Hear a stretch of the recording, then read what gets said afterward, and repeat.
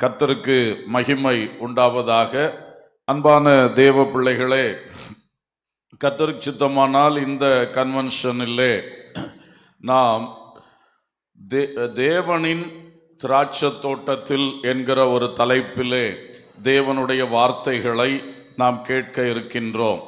தேவனின் திராட்சை தோட்டத்தில் இன்றைய தினத்திலே தேவனின் திராட்சை தோட்டத்தில் இயேசு திராட்சை செடி என்கிறதை குறித்து நாம் தியானிக்க இருக்கிறோம்.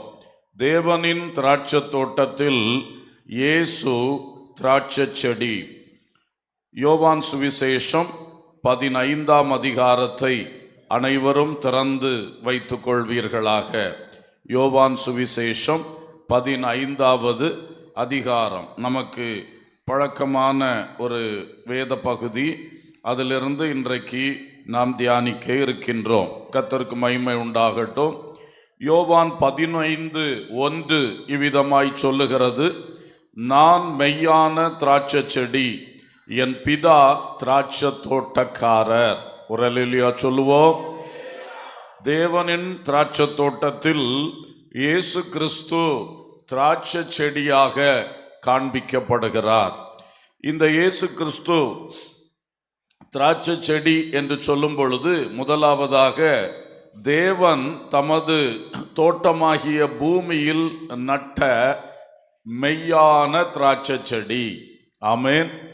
தேவன் அவருடைய தோட்டமாகிய இந்த முழு பூமிக்கும் ஆசீர்வாதமாக இந்த பூமியிலே நட்ட ஒரு மெய்யான, ஒரே மெய்யான திராட்சை செடி ஆண்டவராகிய இயேசு கிறிஸ்து. ஹல்லேலூயா, ஸ்தோத்திரம்.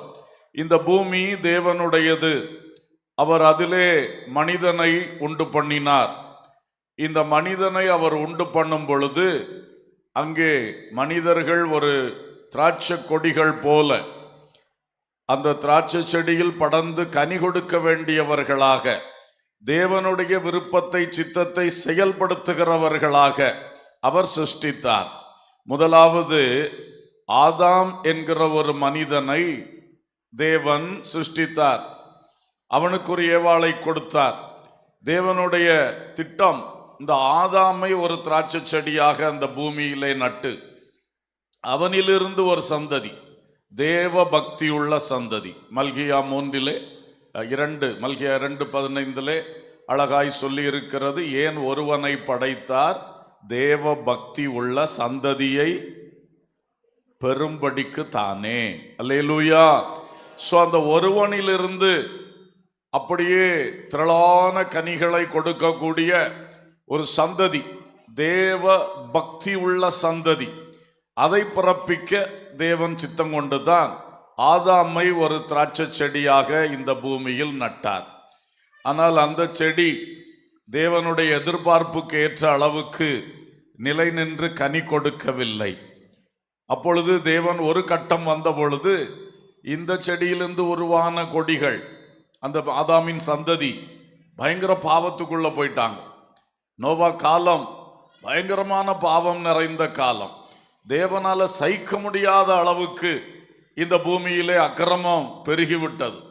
அப்புறம் நமக்கு தெரியும் சரித்திரம். தேவன் பூமியை ஜலப்பிரளயத்தினால் என்ன பண்ணார், அழித்தார், மனுக்குலத்தை அழித்தார். அப்போ ஒரு நோவாவை, அவன் குடும்பத்தை, மொத்த 8 பேரை புதிய பூமியில கொண்டு வந்தார். அந்த ஜலத்தினால் அழிக்கப்பட்டு பிறகு சரிப்படுத்தப்பட்ட அந்த பூமி. அப்புறம் அந்த புதிய பூமியிலே நோவாவை ஒரு திராட்சை செடியாக நட்டார். அல்லேலூயா. இப்போ தேவனுடைய திட்டம், ஆதாமுடைய ஃபெயிலியர் நோவாவிடத்திலே சரியாகணும். அப்ப இந்த நோவாவிலிருந்து ஒரு சந்ததி புறப்பட்டு அவனுடைய இந்த பிள்ளைகள் சேம், காம், யாப்பேத், இவங்களிலிருந்து அந்த சந்ததி எழும்பி அந்த ஆதாமில் அவர் கொண்ட நோக்கம் இவங்க மூலம் நிறைவேற வேண்டும் என்று அவனை ஒரு திராட்சை செடியாய் நட்டார். அப்புறம் அது வளர்ந்தது, அந்த சந்ததிகள் பெருகினது. காம் தப்பு செஞ்சிட்டான், கானான் சபிக்கப்பட்டு விட்டான். அப்படியே போய் கடைசியில் ஆபிரகாம் காலம் வரும் பொழுது திரும்பவும் மனுக்குலம் தேவனை விட்டு விலகி தங்கள் இஷ்டத்துக்கு வாழ்ந்து அப்படியே போயாச்சு. அப்போ தேவனுடைய நோக்கம் நிறைவேற வேண்டும். இப்ப ஆண்டவர் என்ன செய்கிறார்? ஒரு ஆபிரகாம் என்கிறவனை எடுத்து அவனை ஒரு திராட்சை செடியாய் நடுகிறார். அல்லேலூயா. அவர் உண்டு பண்ணின பூமியை உருவாக்கி மனுஷனை அதிலே கொண்டு வந்த அல்லது சிருஷ்டித்த நோக்கம் நிறைவேற வேண்டும். இப்ப ஆபிரகாமை மெசொப்பொத்தாமியாவிலிருந்து அவனை எடுத்து வந்து அவனை கானானிலே நட்டார். அல்லேலூயா. அவன் சந்ததி, ஆபிரகாமின் சந்ததி, அந்த ஆதாமில் தேவன் வைத்த நோக்கத்தை, தேவ பக்தியுள்ள சந்ததியை எழுப்புவார்கள் என்று தேவன் செய்தார். அது ஆண்டவருடைய வாக்குத்தத்தம். ஆபிரகாமுக்கு அந்த வாக்குத்தத்தத்தை கொடுத்தார். பார், உன்னிலிருந்து நான் வானத்து நட்சத்திரங்களைப் போல, கடற்கரை மணலைப் போல, பூமியின் தூளைப் போல பெருக பண்ணுவேன், சந்ததியை பெருக பண்ணுவேன். அப்படியே செய்ய ஆரம்பிச்சார். அவனுடைய பேரனாகிய யாக்கோபு, அவனுக்கு இஸ்ரவேல் என்று பெயர் போட்டார். இந்த யாக்கோபு வாழ்க்கை, அந்த ஆபிரகாமுடைய வாக்குத்தத்தம் சரியா யாக்கோபிலிருந்து தான் வெளிப்பட ஆரம்பிச்சது. அப்போ யாக்கோபு, அவன் பாருங்கள், அவன் ஒரு திராட்சை செடி அவனை கொண்டு எங்க வைக்கிறாரு? கானான்ல இருந்து பதானாராமுக்கு கொண்டு போறாரு. அங்க 20 வருஷம், திரும்ப கானானுக்கு கொண்டு வர்றார். அப்புறம் திரும்ப கடைசியில எகிப்துல கொண்டு போறார். அப்படியே அங்க எகிப்திலே அவர்கள் இருந்து விட்டார்கள். யோசேப்பின் காலம், யாக்கோபின் கடைசி காலம். அங்கே அந்த சந்ததி இருக்கிறது. சுமார் 430 வருடம் எகிப்துக்குள்ளே இருக்கிறார்கள். அதுக்கு பிறகு மோசேயின் காலத்திலே இஸ்ரவேலர்கள் எகிப்திலிருந்து எடுக்கப்பட்டு பழையபடி யோசுவா காலத்திலே கானானுக்குள் கொண்டு வந்து நடப்படுகிறார்கள். அல்லேலூயா.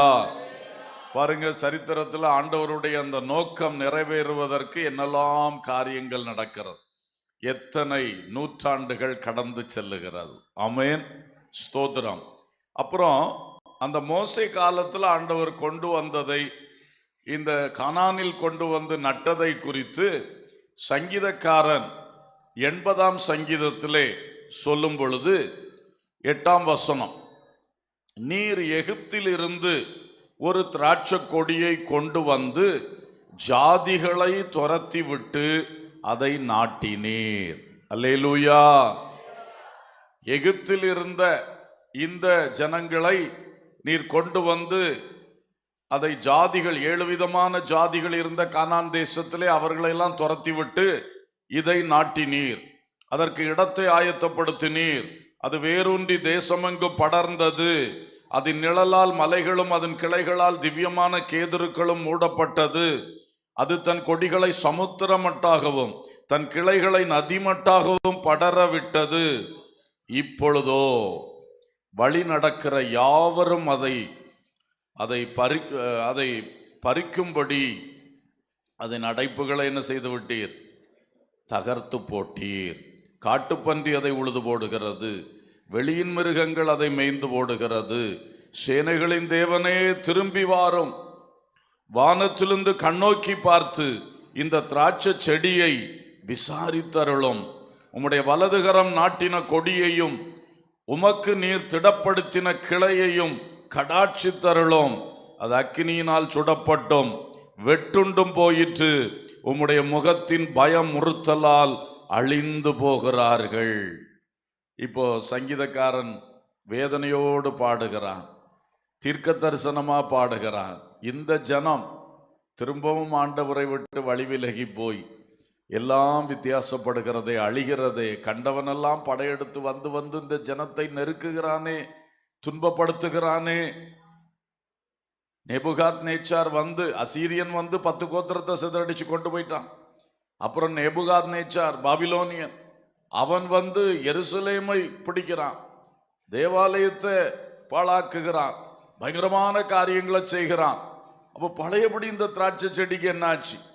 இவ்வளவு தூரம் ஆண்டவர் மகிமையா எகிப்திலிருந்து எடுத்துக்கொண்டு வந்து கானானில் நட்டார்.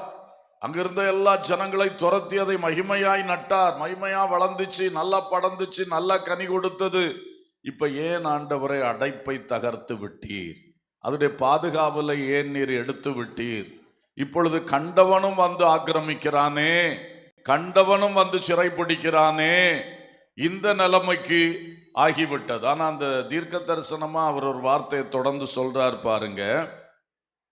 17ஆம் வசனம், உமது கரம் உமது வலது பாரிசத்து புருஷன் மீதிலும் உமக்கு நீர் திடப்படுத்தின மனுஷகுமாரன் மீதிலும் இருப்பதாக. அப்பொழுது உம்மை விட்டு பின்வாங்க மாட்டோம். எங்களை உயிர்ப்பியும், அப்பொழுது உமது நாமத்தை தொழுது கொள்ளுவோம். சேனைகளின் தேவனாகிய கர்த்தாவே, எங்களை திருப்பி கொண்டு வாரும். உமது முகத்தை பிரகாசிக்க பண்ணும், அப்பொழுது ரட்சிக்கப்படுவோம். இந்த 3 வசனங்களை பார்க்கும்போது அவர் இயேசு கிறிஸ்துவை குறித்து தெரியாமலே சொல்லுகிறார். இயேசு கிறிஸ்து அப்பொழுது வரவில்லை, அதுக்கு பிறகுதான் வருகிறார். ஆனா இப்படியெல்லாம் இந்த ஜனம் திரும்பியும் அழிந்து போகுதே, அது நிக்க முடியாம போயிருச்சே. ஆனா நீர் உம்முடைய வலது பாரிசத்து புருஷன் மனுஷகுமாரன், அதான் இயேசு கிறிஸ்து. அப்ப இயேசு கிறிஸ்துவை குறித்து ஒரு தீர்க்க தரிசனம். அப்ப பாருங்க, ஆதாம சொன்னேன், நோவாவை சொன்னேன், ஆபிரகாம சொன்னேன், மோசையை சொன்னேன். மோசை மூலம் இந்த ஜனங்கள் வந்து கானானில் வந்தார்கள். யோசுவா காலத்தில் நாட்டப்பட்டார்கள், பிறகு வளர்ந்தார்கள். நியாயாதிபதிகள் காலம், ராஜாக்கள் காலம் ரொம்ப கம்பீரமா இருந்துச்சு. தாவீது ராஜா காலம் எல்லாம் மிக சிறப்பா இருந்தது. போய் கடைசியிலே சிதேக்கியா ராஜா காலம் வந்த பொழுது இங்கே சங்கடமாய் பாடப்பட்டது போல எல்லாமே முடிஞ்சு போச்சு. ஆனால் இனி ஒரு தீர்க்க தரிசனம், உமது வலது பாரிசத்தின் புருஷன், ஹல்லேலூயா, மனுஷகுமாரன், ஹல்லேலூயா. அது இயேசுவை பற்றி சொன்னது. அப்போ அடுத்த கட்டமாக பரலோகத்தின் தேவன் தம்முடைய தோட்டமாகிய பூமியிலே தமது சொந்த குமாரன் இயேசு கிறிஸ்துவை ஒரு திராட்சை செடியாக நட்டார். அல்லேலூயா. ஆதாமின் தோல்வி, அங்கே நோவாவின் தோல்வி, ஆபிரகாம் சந்ததியினுடைய தோல்வி, எல்லா தோல்விகளை ஜெயமாய் மாற்றுவதற்காக தம் சொந்த குமாரன் இயேசு கிறிஸ்துவையே தமது பூமியாகிய திராட்சை தோட்டத்தில் ஒரே திராட்சை செடியாய், நானே மெய்யான திராட்சை செடி என்று இயேசு சொன்னது போல மெய்யான திராட்சை செடியாய் நட்டார். அல்லேலூயா. இன்னொரு விதத்திலே இயேசுவை தேவன் நட்டார் என்று சொல்லுகிற வார்த்தை எசேக்கியேல் தீர்க்க தரிசன புத்தகம் 17ஆம் அதிகாரம் 22, 23 ஆகிய வசனங்களில் சொல்லப்பட்டிருக்கிறதை பார்க்க முடியும். கர்த்தராகிய ஆண்டவர் சொல்லுகிறது என்னவென்றால், நான் உயர்ந்த கேதுருவின் நுனி கிளைகளில் ஒன்றை எடுத்து அதை நடுவேன். ஸ்தோத்திரம். அடுத்த வசனம், இஸ்ரவேலின் உயரமான பர்வதத்திலே அதை நாட்டுவேன். அது கொப்புகளை விட்டு கனி தந்து மகிமையான கேதுருவாகும். அதன் கீழே சகலவித பட்சி ஜாதிகளும் தங்கி அதன் கிளைகளின் நிழலிலே தாபரிக்கும். அல்லேலூயா, ஸ்தோத்திரம்.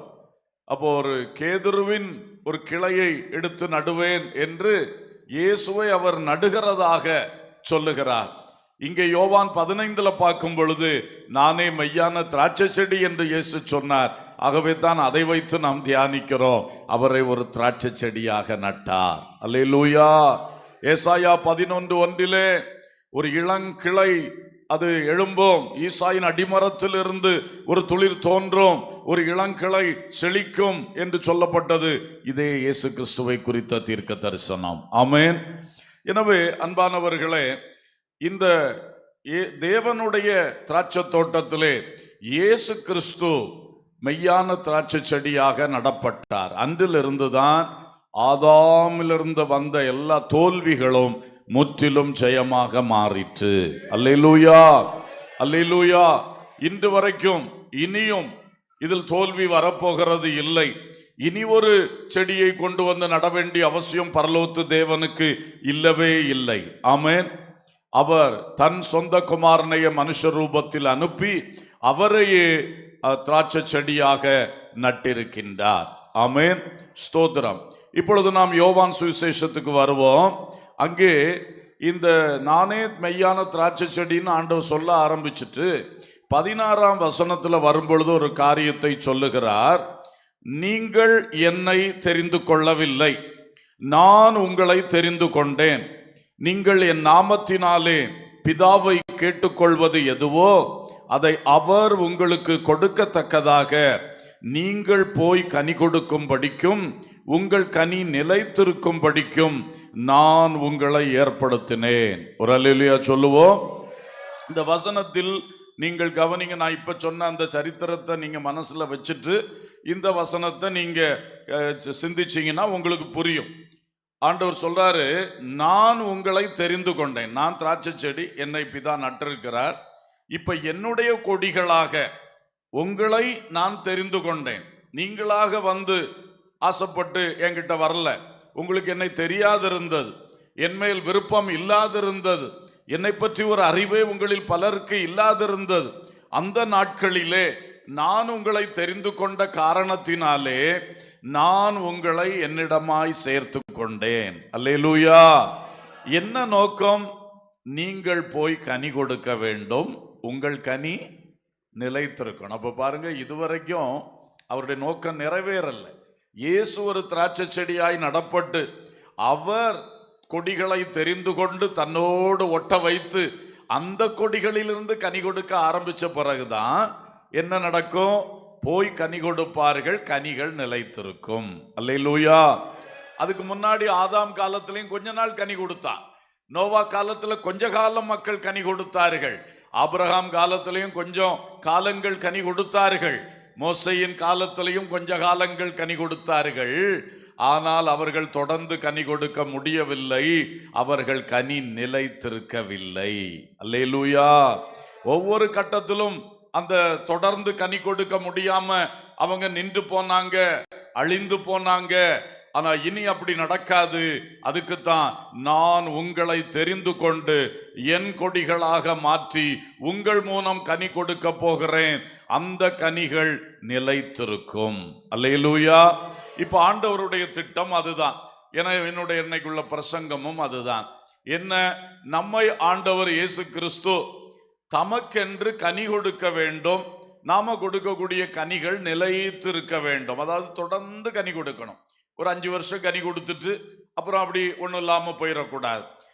நம்ம தொடர்ந்து ஜீவகால பரியந்தம் உயிர் உள்ளவரை இந்த இயேசுவுக்காக, இயேசு விரும்பக்கூடிய கனிகளை நாம் கொடுத்து இயேசுவுக்காக வாழ்ந்து அவருடைய அழைப்பு வரும் பொழுது இந்த உலகத்தை விட்டு அவருடைய இளைப்பாறுதலில் போக வேண்டும். அல்லேலூயா.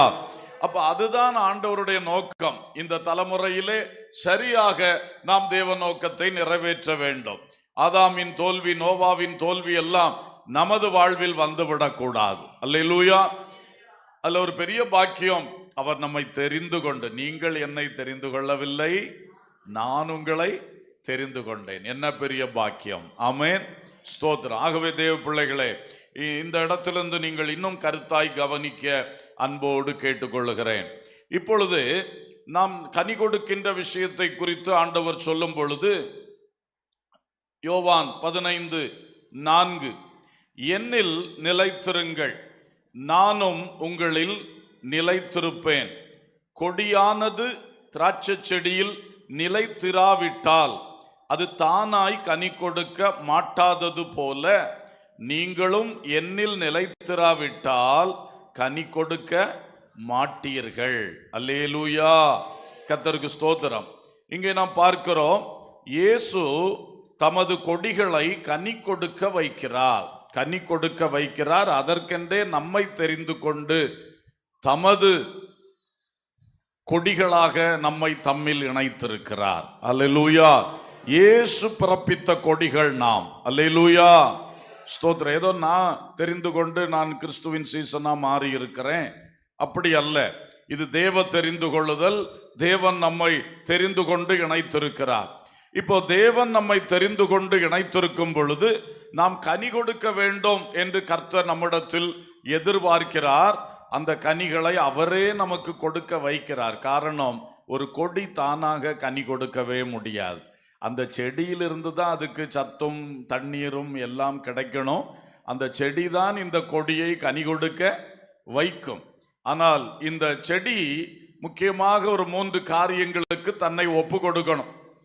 அதில் ஒன்றுதான் இந்த செடியோடு அது இருக்கணும். செடியோட இருக்கணும்.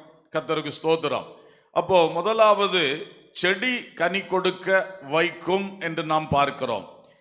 குறிப்பாக ஒரு 5 விதமான கனிகள் பைபிள் நமக்கு சொல்லுகிறது. இந்த நமது வாழ்விலே ஒரு 5 விதமான கனிகளை நாம் கொடுக்க வேண்டும் என்று பரிசுத்த வேத வசனங்கள் நமக்கு சொல்லுகிறது. ஒரு ஸ்டடி போலையும் இருக்கும், அதே வேளையில் உங்க வாழ்க்கைக்கும் இவைகள் மிக நடைமுறையாய் பிரயோஜனமானது. ஆகவே நீங்கள் தொடர்ந்து இவை கவனித்து கேட்பீர்களாக. முதலாவது நமக்கு பைபிள்ல சொல்லப்பட்டிருக்கிற ஒரு கனி கொடுத்தல் என்னவென்றால், மனம் திரும்புதலுக்கு ஏற்ற கனிகள் என்று சொல்லப்பட்டிருக்கிறது. மனம் திரும்புதலுக்கு ஏற்ற கனிகள். அல்லேலூயா. லூக்கா சுவிசேஷம் 3வது அதிகாரம் 8வது வசனத்திலே யோவான் ஸ்நானன் சொல்லும் பொழுது, மனம் திரும்புதலுக்கு ஏற்ற கனிகளை கொடுங்கள். ஆபிரகாம் எங்களுக்கு தகப்பன் என்று உங்களுக்குள்ளே சொல்ல தொடங்காதிருங்கள். தேவன் இந்த கல்லுகளினாலே ஆபிரகாமுக்கு பிள்ளைகளை உண்டு பண்ண வல்லவராயிருக்கிறார் என்று உங்களுக்கு சொல்லுகிறேன். அப்போ யோவான் ஸ்நானன் சொன்ன வார்த்தை, நீங்கள் மனம் திரும்புங்கள், அதற்காக என்னிடத்தில் வந்து ஞான ஸ்நானம் பெறுங்கள், மனம் திரும்புதலுக்கு ஏற்ற கனிகளை கொடுங்கள் சொல்லிட்டு உடனே சொல்றாரு, உங்களுக்கு ஒரு பெருமை இருக்கு, நாங்க ஆபிரகாமின் பிள்ளைகள், ஆனா உங்களுக்கு கனிகள் இல்லை. நீங்க ஆபிரகாமின் பிள்ளைன்னு சொல்றீங்க, சரிதான், ஆனா கனி கொடுக்கல. ஏன்னா இவ்வளவு நேரம் சரித்திரத்தை சொன்னேன்ல, இவங்க ஃபெயிலியர் ஆயிட்டாங்க. ஃபெயிலியர் ஆன உடனே தான் இயேசு கிறிஸ்துவை தேவன் அனுப்ப போகிறார். அவரை அனுப்புகிறதற்கு முன்னாகத்தான் யோவானை இந்த உலகத்திலே ஆண்டவர் பிறக்க வைத்தார். அப்போ இயேசு பிறக்கிறதுக்கு 6 மாதங்களுக்கு முன்பு அவன் பிறந்து இயேசு பின்னால வருகிறார் என்று முன்னறிவிக்கிறான். இயேசு வந்த பிறகு அவருக்கு ஞானஸ்நானம் கொடுக்கிறான், அவரை பற்றி அறிமுகம் செய்கிறான், இவர்தான் உலகத்தின் பாவத்தை சுமந்து தீர்க்கிற தேவாட்டு குட்டின்னு. ஸோ அந்த பணிவிடை ஓட்டம், அந்த ஒரு பைலட் கார் மாதிரி, விஐபிக்கு முன்னால பைலட் கார் வர்ற மாதிரி யோவான் வந்து செய்த ஊழியத்தில் அவன் சொல்றான், மனம் திரும்புதலுக்கு ஏற்ற கனிகளை கொடுக்கணும். மனம் திரும்பிட்டு நீங்களும் பழையது போல நாங்க ஆபிரகாமின் பிள்ளைன்னு சொல்லிட்டு இருந்தீங்கன்னா ஒரு விஷயம் இல்லை. இன்னைக்கு அநேகர் அப்படித்தான், நாங்கள் கிறிஸ்தவர்கள் என்று சொல்லிக் கொண்டிருக்கிறார்கள், ஆனால் தேவராஜ்யத்தின் கனிகள் இல்லை, வேதவசனத்துக்கு ஏற்ற வாழ்க்கை இல்லை, பரிசுத்தாவியானுடைய கிரியைகளுடைய வாழ்க்கையில இல்லை. அப்ப என்ன பிரயோஜனம்? பழையது போல ஃபெயிலியர் ஆகும். அப்படி ஒரு ஃபெயிலியர் வரக்கூடாது. அதுக்காக நீங்கள் மனம் திரும்புதலுக்கு ஏற்ற கனிகளை என்ன பண்ணுங்க, கொடுங்கன்னு சொல்றார். அல்லேலூயா. அப்போ ஃபர்ஸ்ட் மனம் திரும்புதலுக்கு ஏற்ற கனிகளை கொடுக்க வேண்டும். அதில் 3 கூட்டத்தார் குறிப்பாக யோவானிடத்தில் ஞானஸ்நானம் பெற வருகிறார்கள். 3 பேருக்கும் 3 விதமான ஆலோசனைகளை அந்த மனிதன் சொல்லுகின்றான். 11ஆம் வசனம் பாருங்க.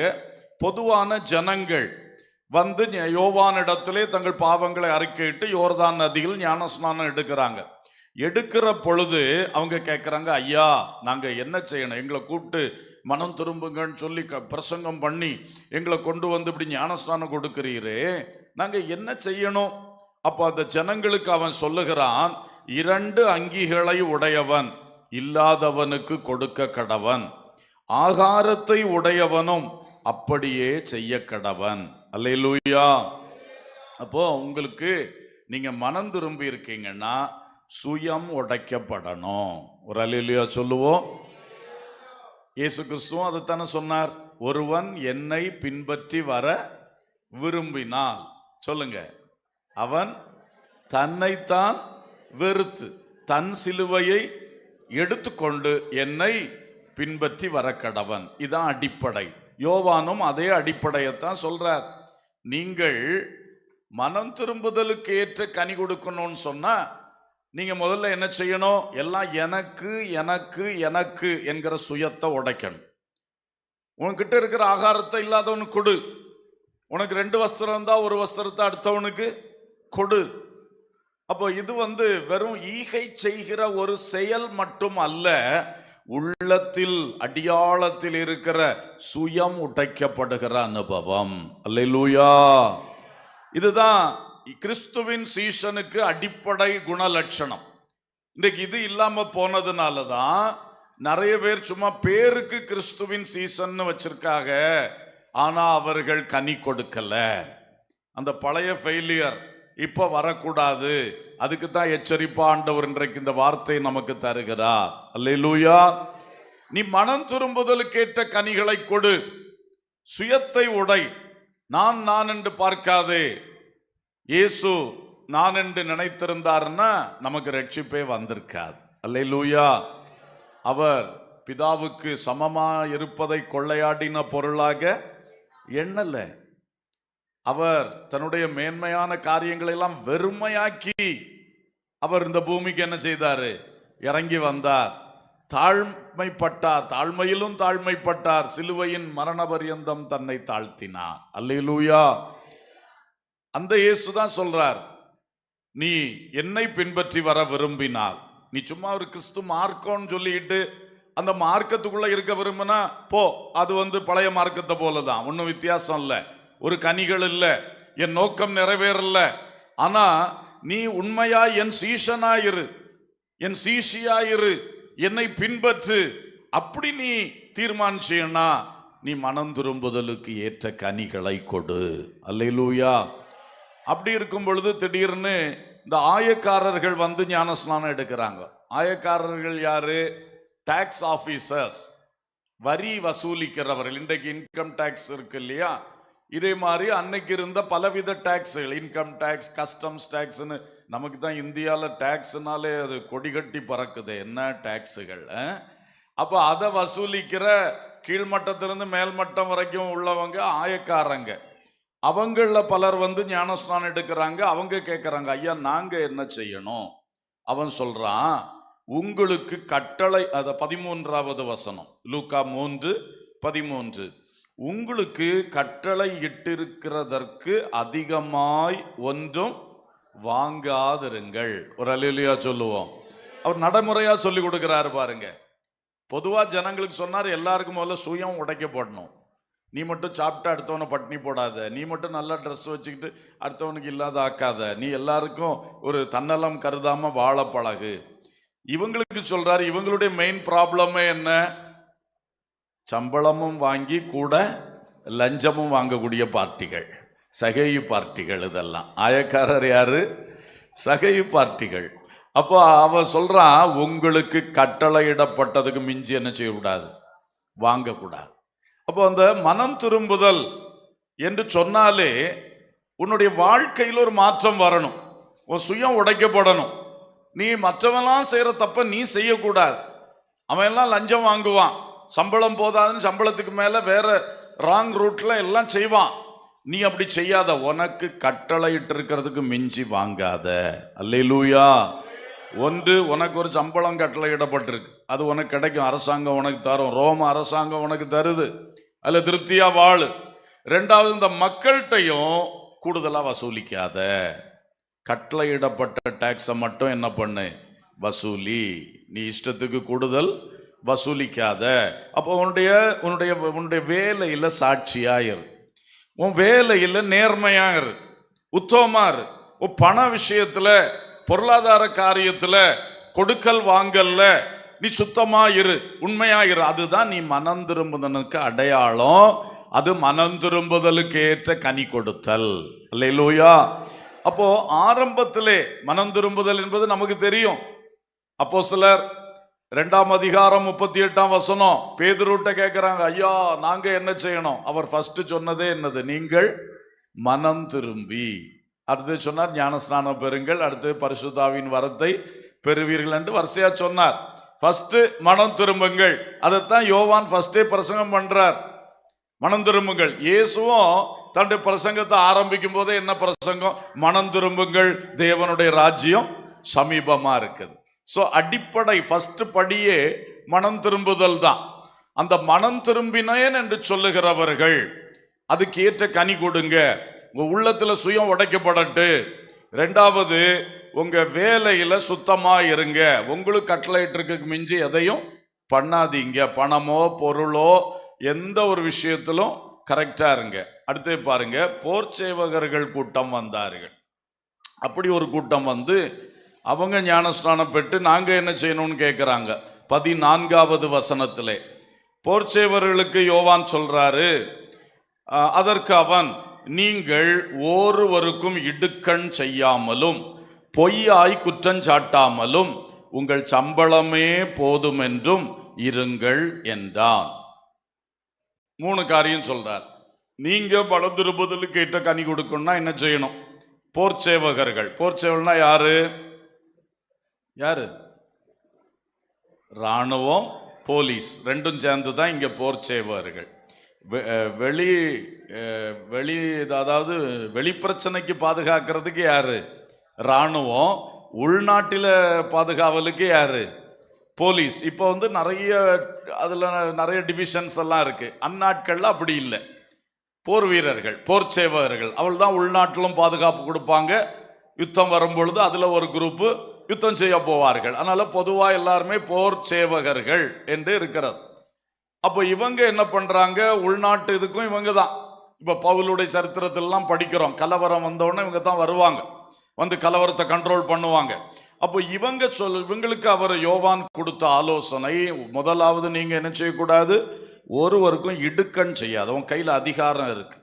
நீ அடுத்தவனை பிடிக்கிறதுக்கு, அடிக்கிறதுக்கு, அவனை அரெஸ்ட் பண்றதுக்கு, அவனுக்கு சங்கிலி என்ன விலங்கு போடுறதுக்கு, அவனை கொண்டு சிறைச்சாலையில் அடைச்சி போடுறதுக்கு, இதுக்கெல்லாம் உனக்கு அதிகாரம் இருக்கு. ஆனா நீ அதை வச்சுக்கிட்டு என்ன பண்ணிடாத?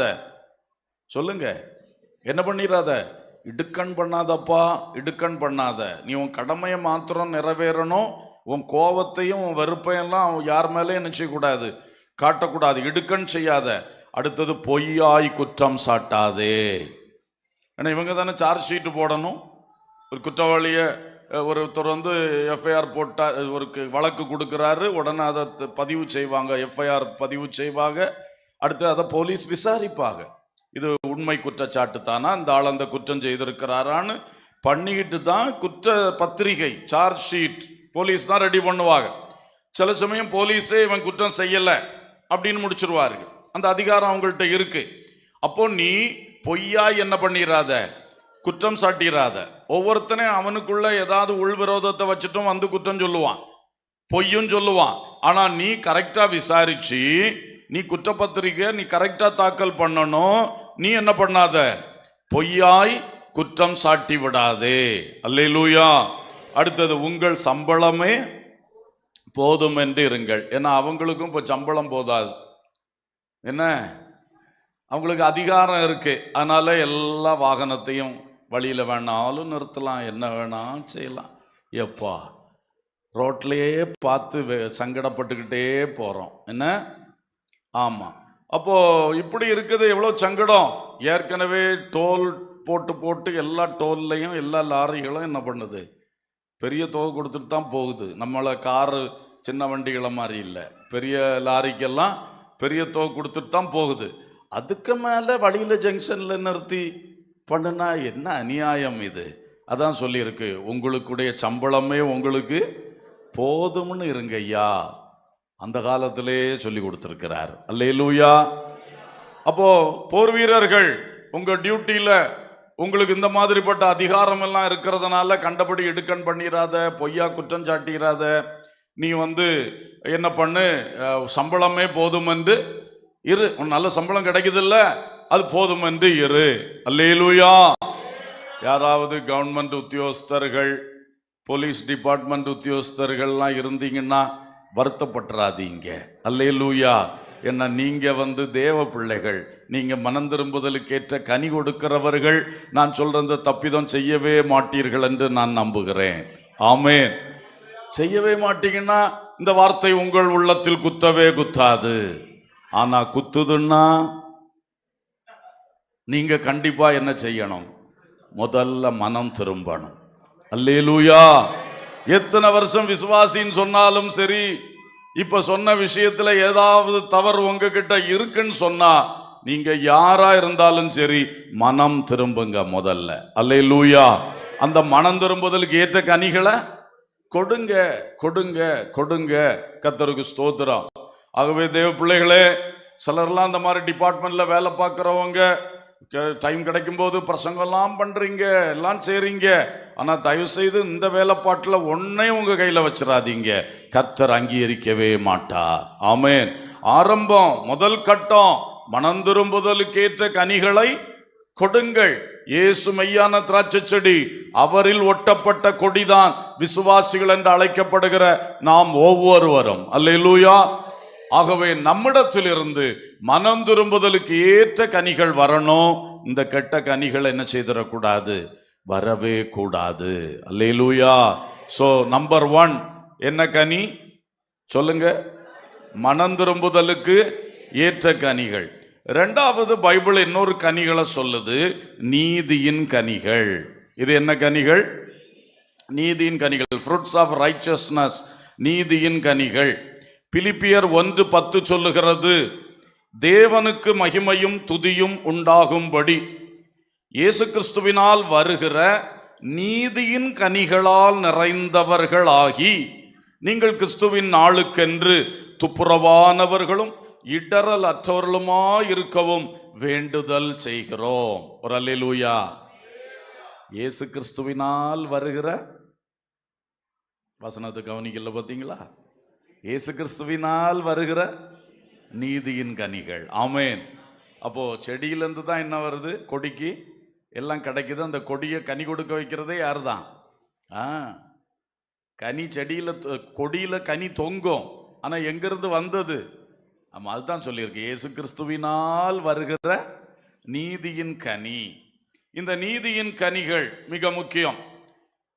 கர்த்தருக்கு ஸ்தோத்திரம்.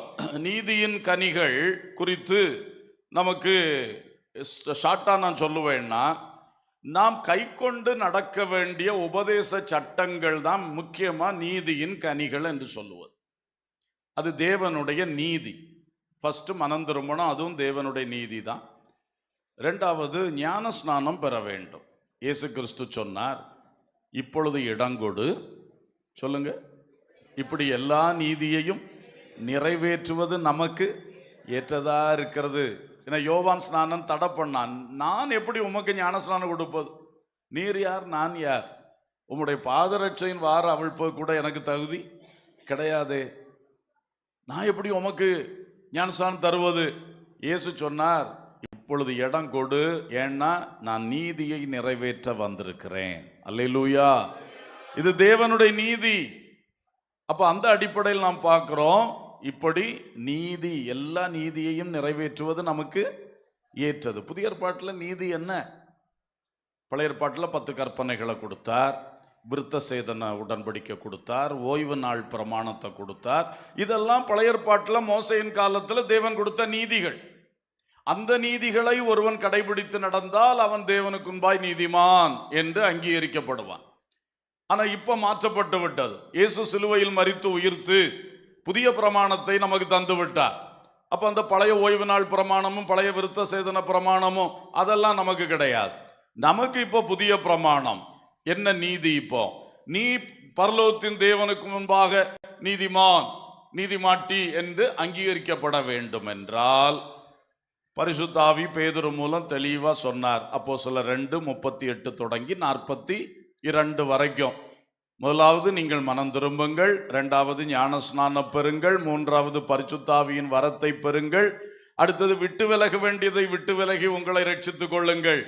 அப்புறம் நீங்க ஆவிக்குரிய, ஆவியோடு உண்மையோடு தேவனை ஆராதிக்கிற ஒரு சபையில் அங்கம் வைத்து அதிலே தரித்திருந்து அப்போஸ்தல உபதேசத்திலே, அந்யோன்யம் என்கிற ஃபெல்லோஷிப்பிலே, ஐக்கியத்திலே, அப்பம் பிட்குதல் என்கிற கர்த்தருடைய பந்தியிலே, ஜபத்திலே, இதிலெல்லாம் எப்படி இருங்க? தரித்திருங்க, உறுதியாய் தரித்திருங்கள். அல்லேலூயா. இவைகள் தான் நீதியின் கனிகள்.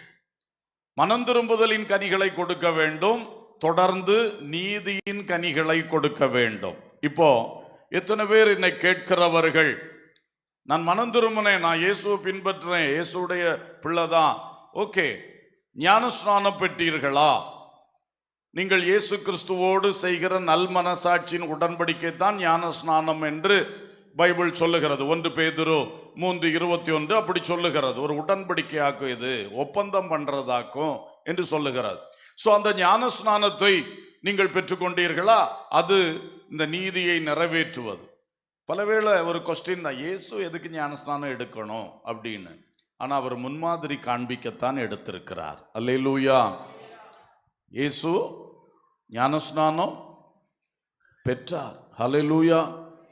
என்ன ஆச்சரியம், கர்த்தருக்கு ஸ்தோத்திரம். அந்த நாட்களில் ஞானஸ்நானம் யாருக்கு கொடுப்பாங்கன்னா, புறஜாதியிலிருந்து யாராவது யூதராக மாறணும்னு சொன்னால் அவங்களுக்கு நிறைய முறைமைகள் உண்டு, ப்ராசஸ் என்னெல்லாமோ சுத்திகரிப்பெல்லாம் வச்சுருப்பார்கள். அதில் இந்த முக்கி எடுக்கிற ஒன்றும் உண்டு அவங்களுக்கு. ஸோ அப்படித்தான் ஞானஸ்நானம் கொடுப்பார்களே தவிர யூதர்களுக்கு ஞானஸ்நானம் கிடையாது. ஆனால் இயேசு யூத வம்சத்தில் வந்தவர், ஆனால் அவர் அதை எடுத்து காட்டினார். எப்பா, இதில் யூதன்னும் கிடையாது, புறஜாதின்னும் கிடையாது. இது நீ முங்கினதுனால நீ சுத்திகரிக்கப்பட்டது கிடையாது. நீ ஏற்கனவே மனம் திரும்புதல்ல சுத்திகரிக்கப்பட்டுற, இயேசுவின் ரத்தத்தால் கழுவப்பட்டு விடுகிறாய். இப்போ என்னோடு நீ செய்யக்கூடிய ஒரு ஒப்பந்தம், உடன்படிக்கை, அதான் இந்த ஞானஸ்நானம். அதை எல்லாரும் எடுக்கணும். அப்படிதான் ஒரு முன்மாதிரியை இயேசு காண்பித்தார். அல்லேலூயா. இயேசு எடுக்கலன்னா வித்தியாசமா பேசி கொண்டிருப்பார்கள். இப்போவும் சொல்லுகிறார்கள் சிலர், என்ன சொல்லுகிறார்கள், அது பாரம்பரியமாக கிறிஸ்தவத்தில் பிறந்து வர்ற பிள்ளைகளுக்கு மொழி ஞானஸ்தானம் வேண்டாம், தெளிப்பு போதும். அப்புறம் புதுசாக வேற மார்க்கத்திலிருந்து ரட்சிக்கப்பட்டு உள்ள வர ஆளுகளுக்கு தான் என்ன வேணுமா, முழுக்க ஞானஸ்நானம் வேணுமா? உங்கள் பைபிளில் அப்படியே தான் இருக்குன்னு பார்த்து எனக்கு சொல்லுங்க. சும்மா மனுஷ கற்பனையான உபதேசங்கள், வசதி வாய்ப்பு போல உபதேசங்கள் பேசி மக்களை இப்படியே கட்டி வச்சிருக்காக. நீங்கள் இவைகளை சிந்திப்பீர்களாக. பைபிள் சொல்லுகிற ஒரே ஒரு ஞானஸ்நானம், அது பிதா குமாரன் பரிசுத்த ஆவியின் நாமத்தினாலே தேவனுடைய பரிசுத்தாவினுடைய அபிஷேகத்தை பெற்ற ஊழியர் கையிலே தண்ணீரில் மூழ்கி எடுக்கக்கூடியதுதான் வேதம் சொல்லுகிற ஒரே ஞானஸ்நானம். அல்லேலூயா. இதை எடுக்காம வேற ஏதோ ஒரு முறையை எடுத்துட்டு நான் ஒரே ஞானஸ்நானம் எடுத்துட்டேன், இனி ரெண்டாவது எடுக்க மாட்டேன்னா அது தவறு. நீங்க எடுத்ததுக்கு பேர் ஞானஸ்நானமே கிடையாது. பைபிள் வசனத்தின்படி இந்த முறை அல்லாமல் நீங்க வேறொரு முறையில ஏதோ ஒன்று எடுத்திருந்தீங்கன்னா அதை பைபிள் வசனம் அங்கீகரிக்க இல்லை, தேவன் அங்கீகரிக்கவே மாட்டார். அப்போ அதை ஞானஸ்நானம் சொல்ல முடியாது. அப்போ நான் ஒரு ஞானஸ்நானம் எடுத்துட்டேன், இனி ரெண்டாவது எப்படி எடுப்பது? நீங்கள் ஒன்றும் எடுக்கலைங்க. பைபிள் படி ஒன்றுமே நீங்கள் எடுக்கலை. ஒரு சடங்காச்சாரத்தை நிறைவேற்றி இருக்கிறீங்க. அது அந்த சபைக்குரிய சடங்காச்சாரம். அதனால பைபிள் சொல்லாத ஒன்றை செய்தால் தேவன் ஒருபோதும் அங்கீகரிப்பதில்லை. இயேசுவே உனக்காகவும் எனக்காகவும் முன்மாதிரி காண்பிக்க யோர்தான்ல இறங்கி அவர் கையினால் உண்டாக்கின அந்த யோவான் ஸ்நானம் கையில் ஞான ஸ்நானம் எடுத்து இவ்வளவு தூரம் தன்னை தாழ்த்தி உனக்கும் எனக்கும் முன்மாதிரி காட்டி இருக்கும் பொழுது நீ ஒரு சபை என்னதோ சொல்லிச்சு, முன்னோர்கள் என்னதோ சொன்னார்கள் சொல்லி உன்னுடைய ஆனந்த பாக்கியத்தை நீ இழந்து போகாதே. அல்லேலூயா. இன்று சகோதரனே சகோதரியே, நீதியின் கனிகளை கொடு. உன்னை இயேசு தனக்கென்று தெரிந்து கொண்டு தன்னோடு ஒட்ட வைத்த நோக்கம் என்ன? நீ மனம் திரும்பணும், ரட்சிக்கப்படணும். அந்த மனம் திரும்புதல் கேட்ட கனியை கொடுக்கணும். நீ ஞானஸ்நானம் பெற்று பரிசுத்தாய் பெற்று, அதுதான் நீதியின் கனிகள். படிப்படியாய் உபதேசங்களுக்கு கீழ்ப்படியணும். உபதேசங்களுக்கு கீழ்ப்படியத்தான் நீதியின் கனிகளை கொடுக்கிறீர்கள். பரிசுத்த ஆவியை பெற்றுக் கொள்ளுங்கள், ஆவியினால் நிரப்பப்படுங்கள். இந்த அனுபவங்கள் ஒருவேளை இல்லாதவர்கள் என் வார்த்தையை கேட்டுக்கொண்டிருக்கிறீங்கன்னு சொன்னா இன்றைக்கே அதை சிந்திக்க ஆரம்பியுங்க. இன்றைக்கே அதை குறித்து தேவனோடு பேச ஆரம்பியுங்கள். சந்தேகங்கள் இருந்தால் ஊழியக்காரர்கிட்ட கேளுங்க. நீங்களே பைபிள் வசனத்தை எடுத்து வாசிங்க. அவ்வளவு வாசிக்க தெரியாதவர்கள் இல்லையே. நாம் ஆண்டவர்கிட்ட ஜெபம் பண்ணிட்டு, அப்பா சொல்லித்தாங்க, ஞானஸ்நானம்னு எங்கெங்க சொல்லி இருக்கு, எடுத்து வாசித்தாலே போதும், ஆவியானவர் கிளியரா காண்பித்து தருவார். அல்லேலூயா, அல்லேலூயா. தயவு செய்து நான் திரும்பவும் சொல்றேன், சில பெரிய பெரிய பிரசங்கிமார் எல்லாம் பேசுவார்கள், ஞானஸ்நானத்தை பற்றி பேச மாட்டார்கள். நல்லா கவனிச்சு பாருங்க. அவங்க பிரசங்கத்தில் என்னைக்கா ஞானஸ்நானத்தை பற்றி வருதா? இந்த பைபிள் சொல்லி இருக்கக்கூடிய முழுகி ஞானஸ்நானத்தை பற்றி சொல்றாங்களா? ஆனா அவங்க எடுத்திருக்காங்க, அவங்க எடுத்து அவங்க பரலோகத்துக்கு போறதுக்கு ரெடி ஆயிட்டாங்களாம். ஆனா உங்களுக்கு சொல்ல மாட்டாங்களாம். ஏன்னா சொல்ல சில மக்கள் போற வரமாட்டாங்க போல அவங்க கூட்டத்துக்கு. கொஞ்சம் கூட்டம் தான் இருக்கும் அப்புறம். அதனால சொல்ல மாட்டார்களாம். நல்லா கவனித்து கொள்ளுங்கள். பேதுருவோ பவுலோ எந்த ஊருக்கு போனாலும் நீங்க இந்த அப்போஸ்தலர் நடபடிகள் படிச்சு பாருங்க. அவங்க முதல்ல கேட்கறது, நீங்க பரிசுத்தாய் பெற்றீங்களா, நீங்க ஞானஸ்நானம் பெற்றீங்களா, நீங்க எந்த ஞானஸ்நானம் எடுத்தீங்க? இதெல்லாம் நீங்க உங்க கையில் இருக்க பைபிள்ல இருக்கு, அப்போஸ்தலர் நடபடிகள்ல இருக்கு.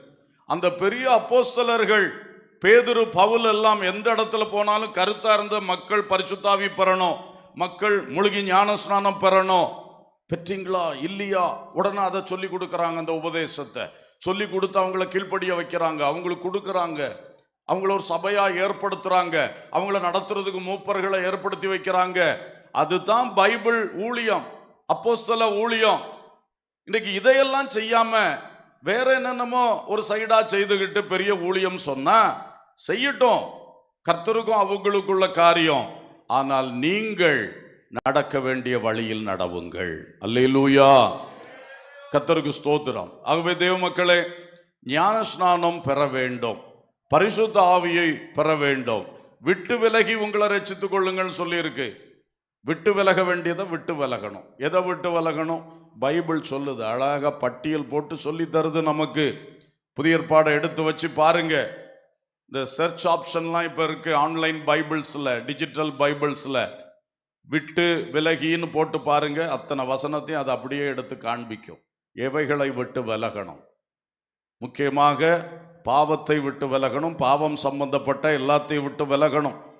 விக்கிரகங்களை விட்டு விலகணும், அது சம்பந்தப்பட்ட எல்லாத்தையும் விட்டு விலகணும்.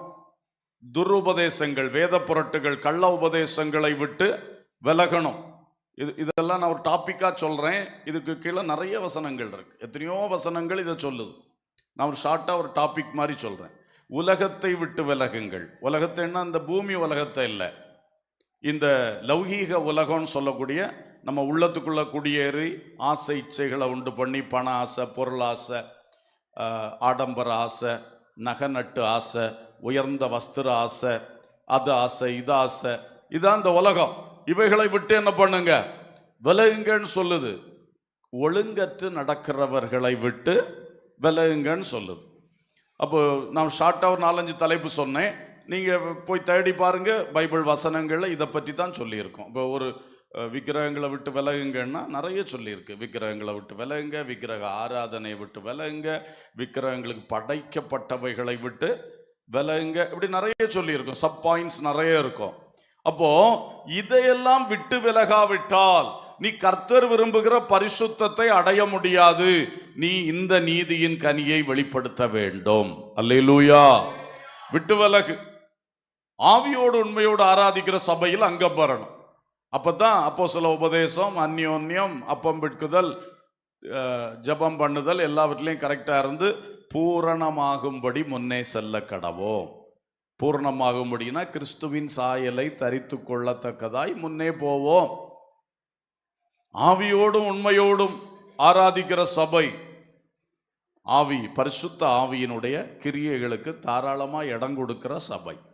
ஆவியில் நிரம்பி ஆராதிக்க, ஆவியானுடைய அற்புத அடையாளங்கள் வெளிப்பட, ஆவியானவர் கிரியை செய்யறதுக்கு ஒரு தடையில்லாமல் இடம் கொடுக்கிற சபை, ஆவியினால் நடத்தப்படுகிற சபை. ஆவியோடும் உண்மையோடும். உண்மை என்ன? சத்தியம்னு அர்த்தம். ஆங்கில பைபிளில் in spirit and in truth என்று சொல்லியிருக்கு. மலையாளத்தில் ஆத்மாவிலும் சத்தியத்திலும் என்று சொல்லியிருக்கு. தமிழில் உண்மை என்கிற வார்த்தைக்கு அந்த அர்த்தமும் உண்டு, சத்தியம். அப்போ உலகத்திலே உண்மை என்ன? அது பைபிள் தான் சொல்லுது. சத்தியம். வேதமே சத்தியம், உம் வசனமே சத்தியம். இயேசு சொன்னார், நானே சத்தியம். அந்த சத்தியத்தோடு ஆராதிக்கிற சபை, அதான் ஆவியோடும் சத்தியத்தோடும். அதுக்கு அர்த்தம் என்ன? பைபிள் வசனத்தை ஒன்றையும் குறைக்காம ஒன்றையும் மறைக்காம எடுத்து போதிக்கக்கூடிய சபை. ஹல்லேலூயா. நீ சில சபைகளில் நிறைய போர்ஷன்ஸை விட்டுறாங்க, அது டச் பண்ணவே மாட்டாங்க, டச் பண்ணவே மாட்டாங்க. ஞானஸ்நானத்தை பற்றின சப்ஜெக்ட் அதில் ஒரு சப்ஜெக்ட் டச் பண்ணுறதே கிடையாது. ஸ்தோத்திரம். சிலெல்லாம் தியாகத்தை பற்றி, பாடு சகிக்கிறத பற்றி டச் பண்ணுறதே கிடையாது. வா ஆசீர்வதிப்பார், வா ஆசீர்வதிப்பார். இப்படி அல்ல. சத்தியத்தில் ஆராதிக்கிற சபை என்று சொன்னால் சத்தியத்தை, பூரண சத்தியத்தை தெளிவாய் சொல்லணும். அல்லேலூயா. எனவே இந்த ரெண்டுக்கும் தடை இல்லாம பரிசுத்த வேதம், பரிசுத்த ஆவி ரெண்டும் நிறைவாய் கிரியை செய்யறதுக்கு இடம் கொடுத்து அதற்கு உட்பட்டு நின்று நடத்தப்படுகிற சபை தான் ஆவியோடும் உண்மையோடும் நடக்கிற சபை. ஹல்லேலூயா. அதிலே அங்கம் வைக்க வேண்டும், அதில் உறுதிப்பட வேண்டும். அதுவும் ஒரு நீதியின் கனி. ஆமென். தேவநீதியை நிறைவேற்றுகிறது இந்த உபதேச சட்டங்களுக்கு கீழ்ப்படிவது. கர்த்தருக்கு ஸ்தோத்திரம். இந்த நீதியின் கனிகளை நாம் கொடுக்கணும். அப்போ முதல் கனி என்ன கனி? மனம் திரும்புதலுக்கேற்ற கனி. இரண்டாம் கனி நீதியின் கனி. சிலருக்கு இது ஒன்றும் வேண்டாம், ஜபக்கனி மட்டும் போதும்.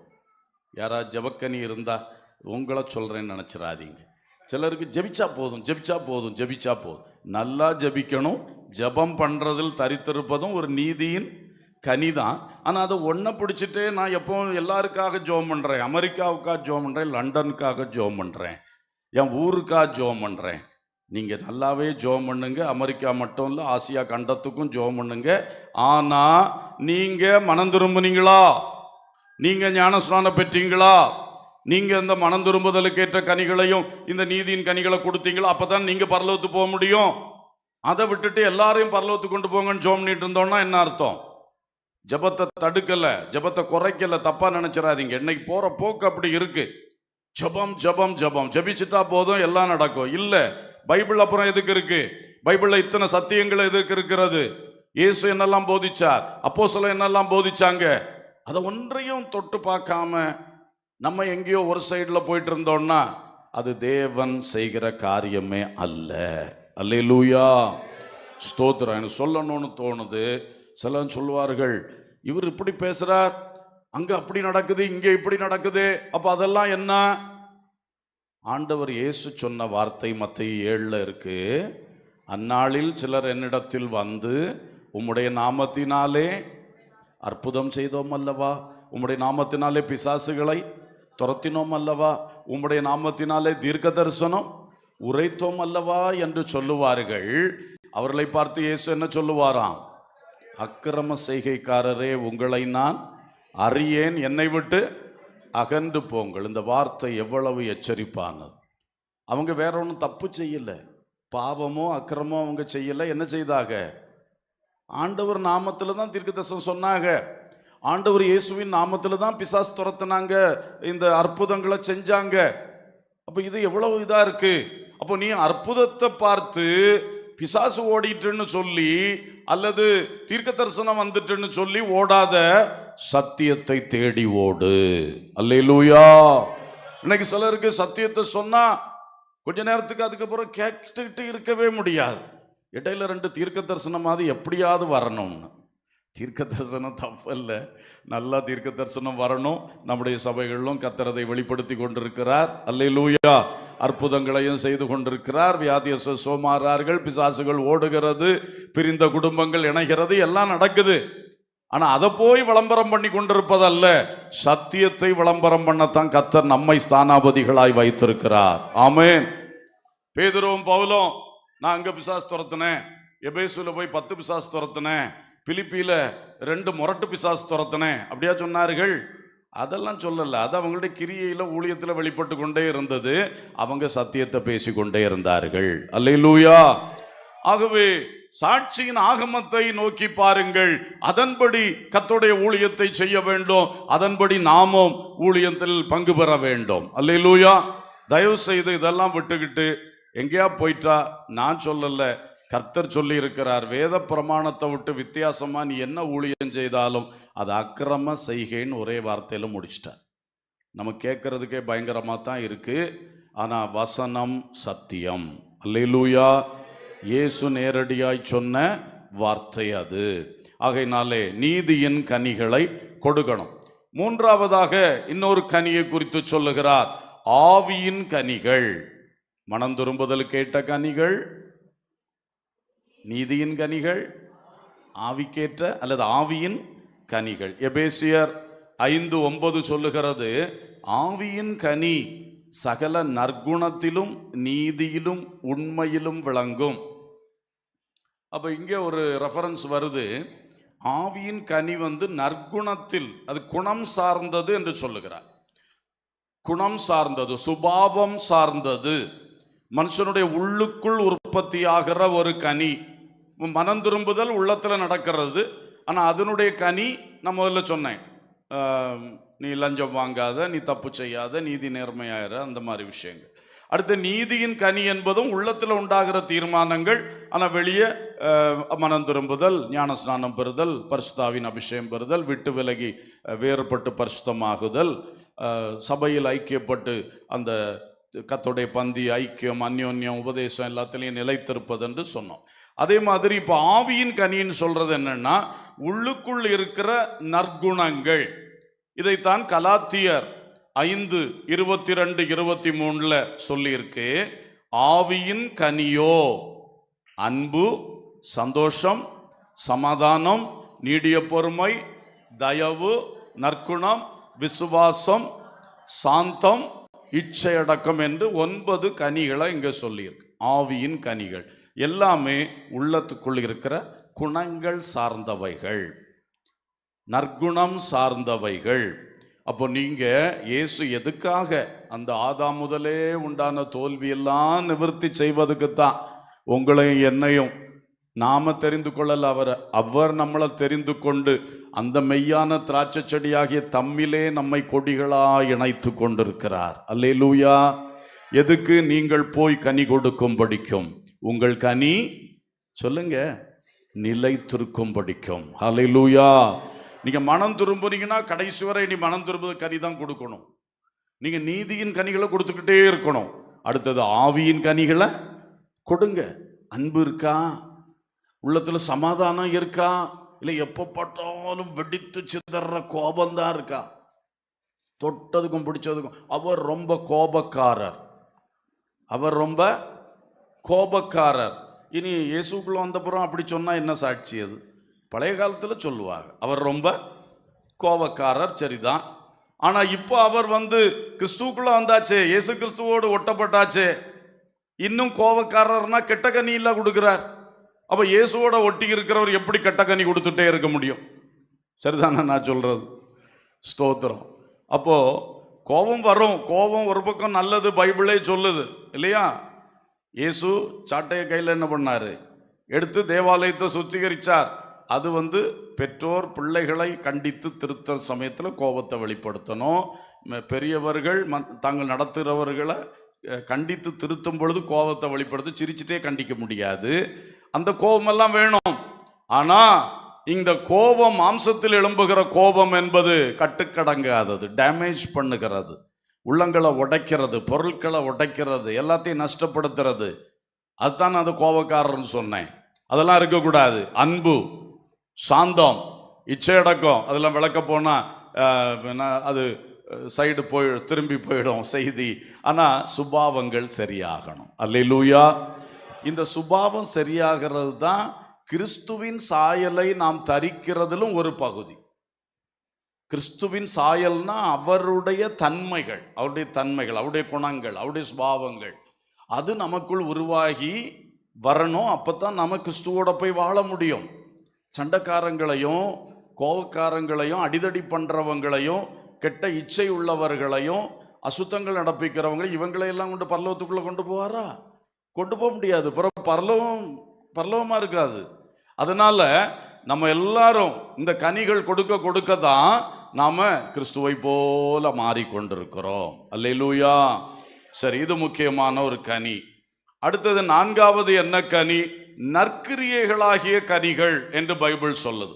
நற்கிரியைகளாகிய கனிகள் கொலோசையர் 1:10 சகலவித நற்கிரியைகளுமாகிய கனிகளை தந்து தேவனை அறிகிற அறிவில் விருத்தி அடைந்து கர்த்தருக்கு பிரியம் உண்டாக அவருக்கு பாத்திரமாய் நடந்து கொள்ளவும் சந்தோஷத்தோட கூடிய எல்லா பொறுமையும் நீடிய சாந்தம் உண்டாவதற்கு மகிமையான அவருடைய வல்லமையின்படியே எல்லா வல்லமையாலும் பலப்படுத்தப்படவும் உங்களுக்காக வேண்டுதல் செய்கிறோம். விசுவாசிகளுக்காக பவுல் வேண்டுதல் செய்கிறாராம். எதுக்காக? நீங்க சகலவிதமான நற்கிரியைகளாகிய கனிகளை கொடுக்க வேண்டும் என்று. அல்லேலூயா. சகலவிதமான நற்கிரியைகளாகிய கனிகளை நீங்கள் கொடுக்க வேண்டும். ஸ்தோத்திரம். நற்கிரியைகள், இத பொதுவாக அந்த வார்த்தை 2 விஷயத்தை குறிக்கும். ஒன்று நல்ல செயல்கள். நல்ல செயல்கள்.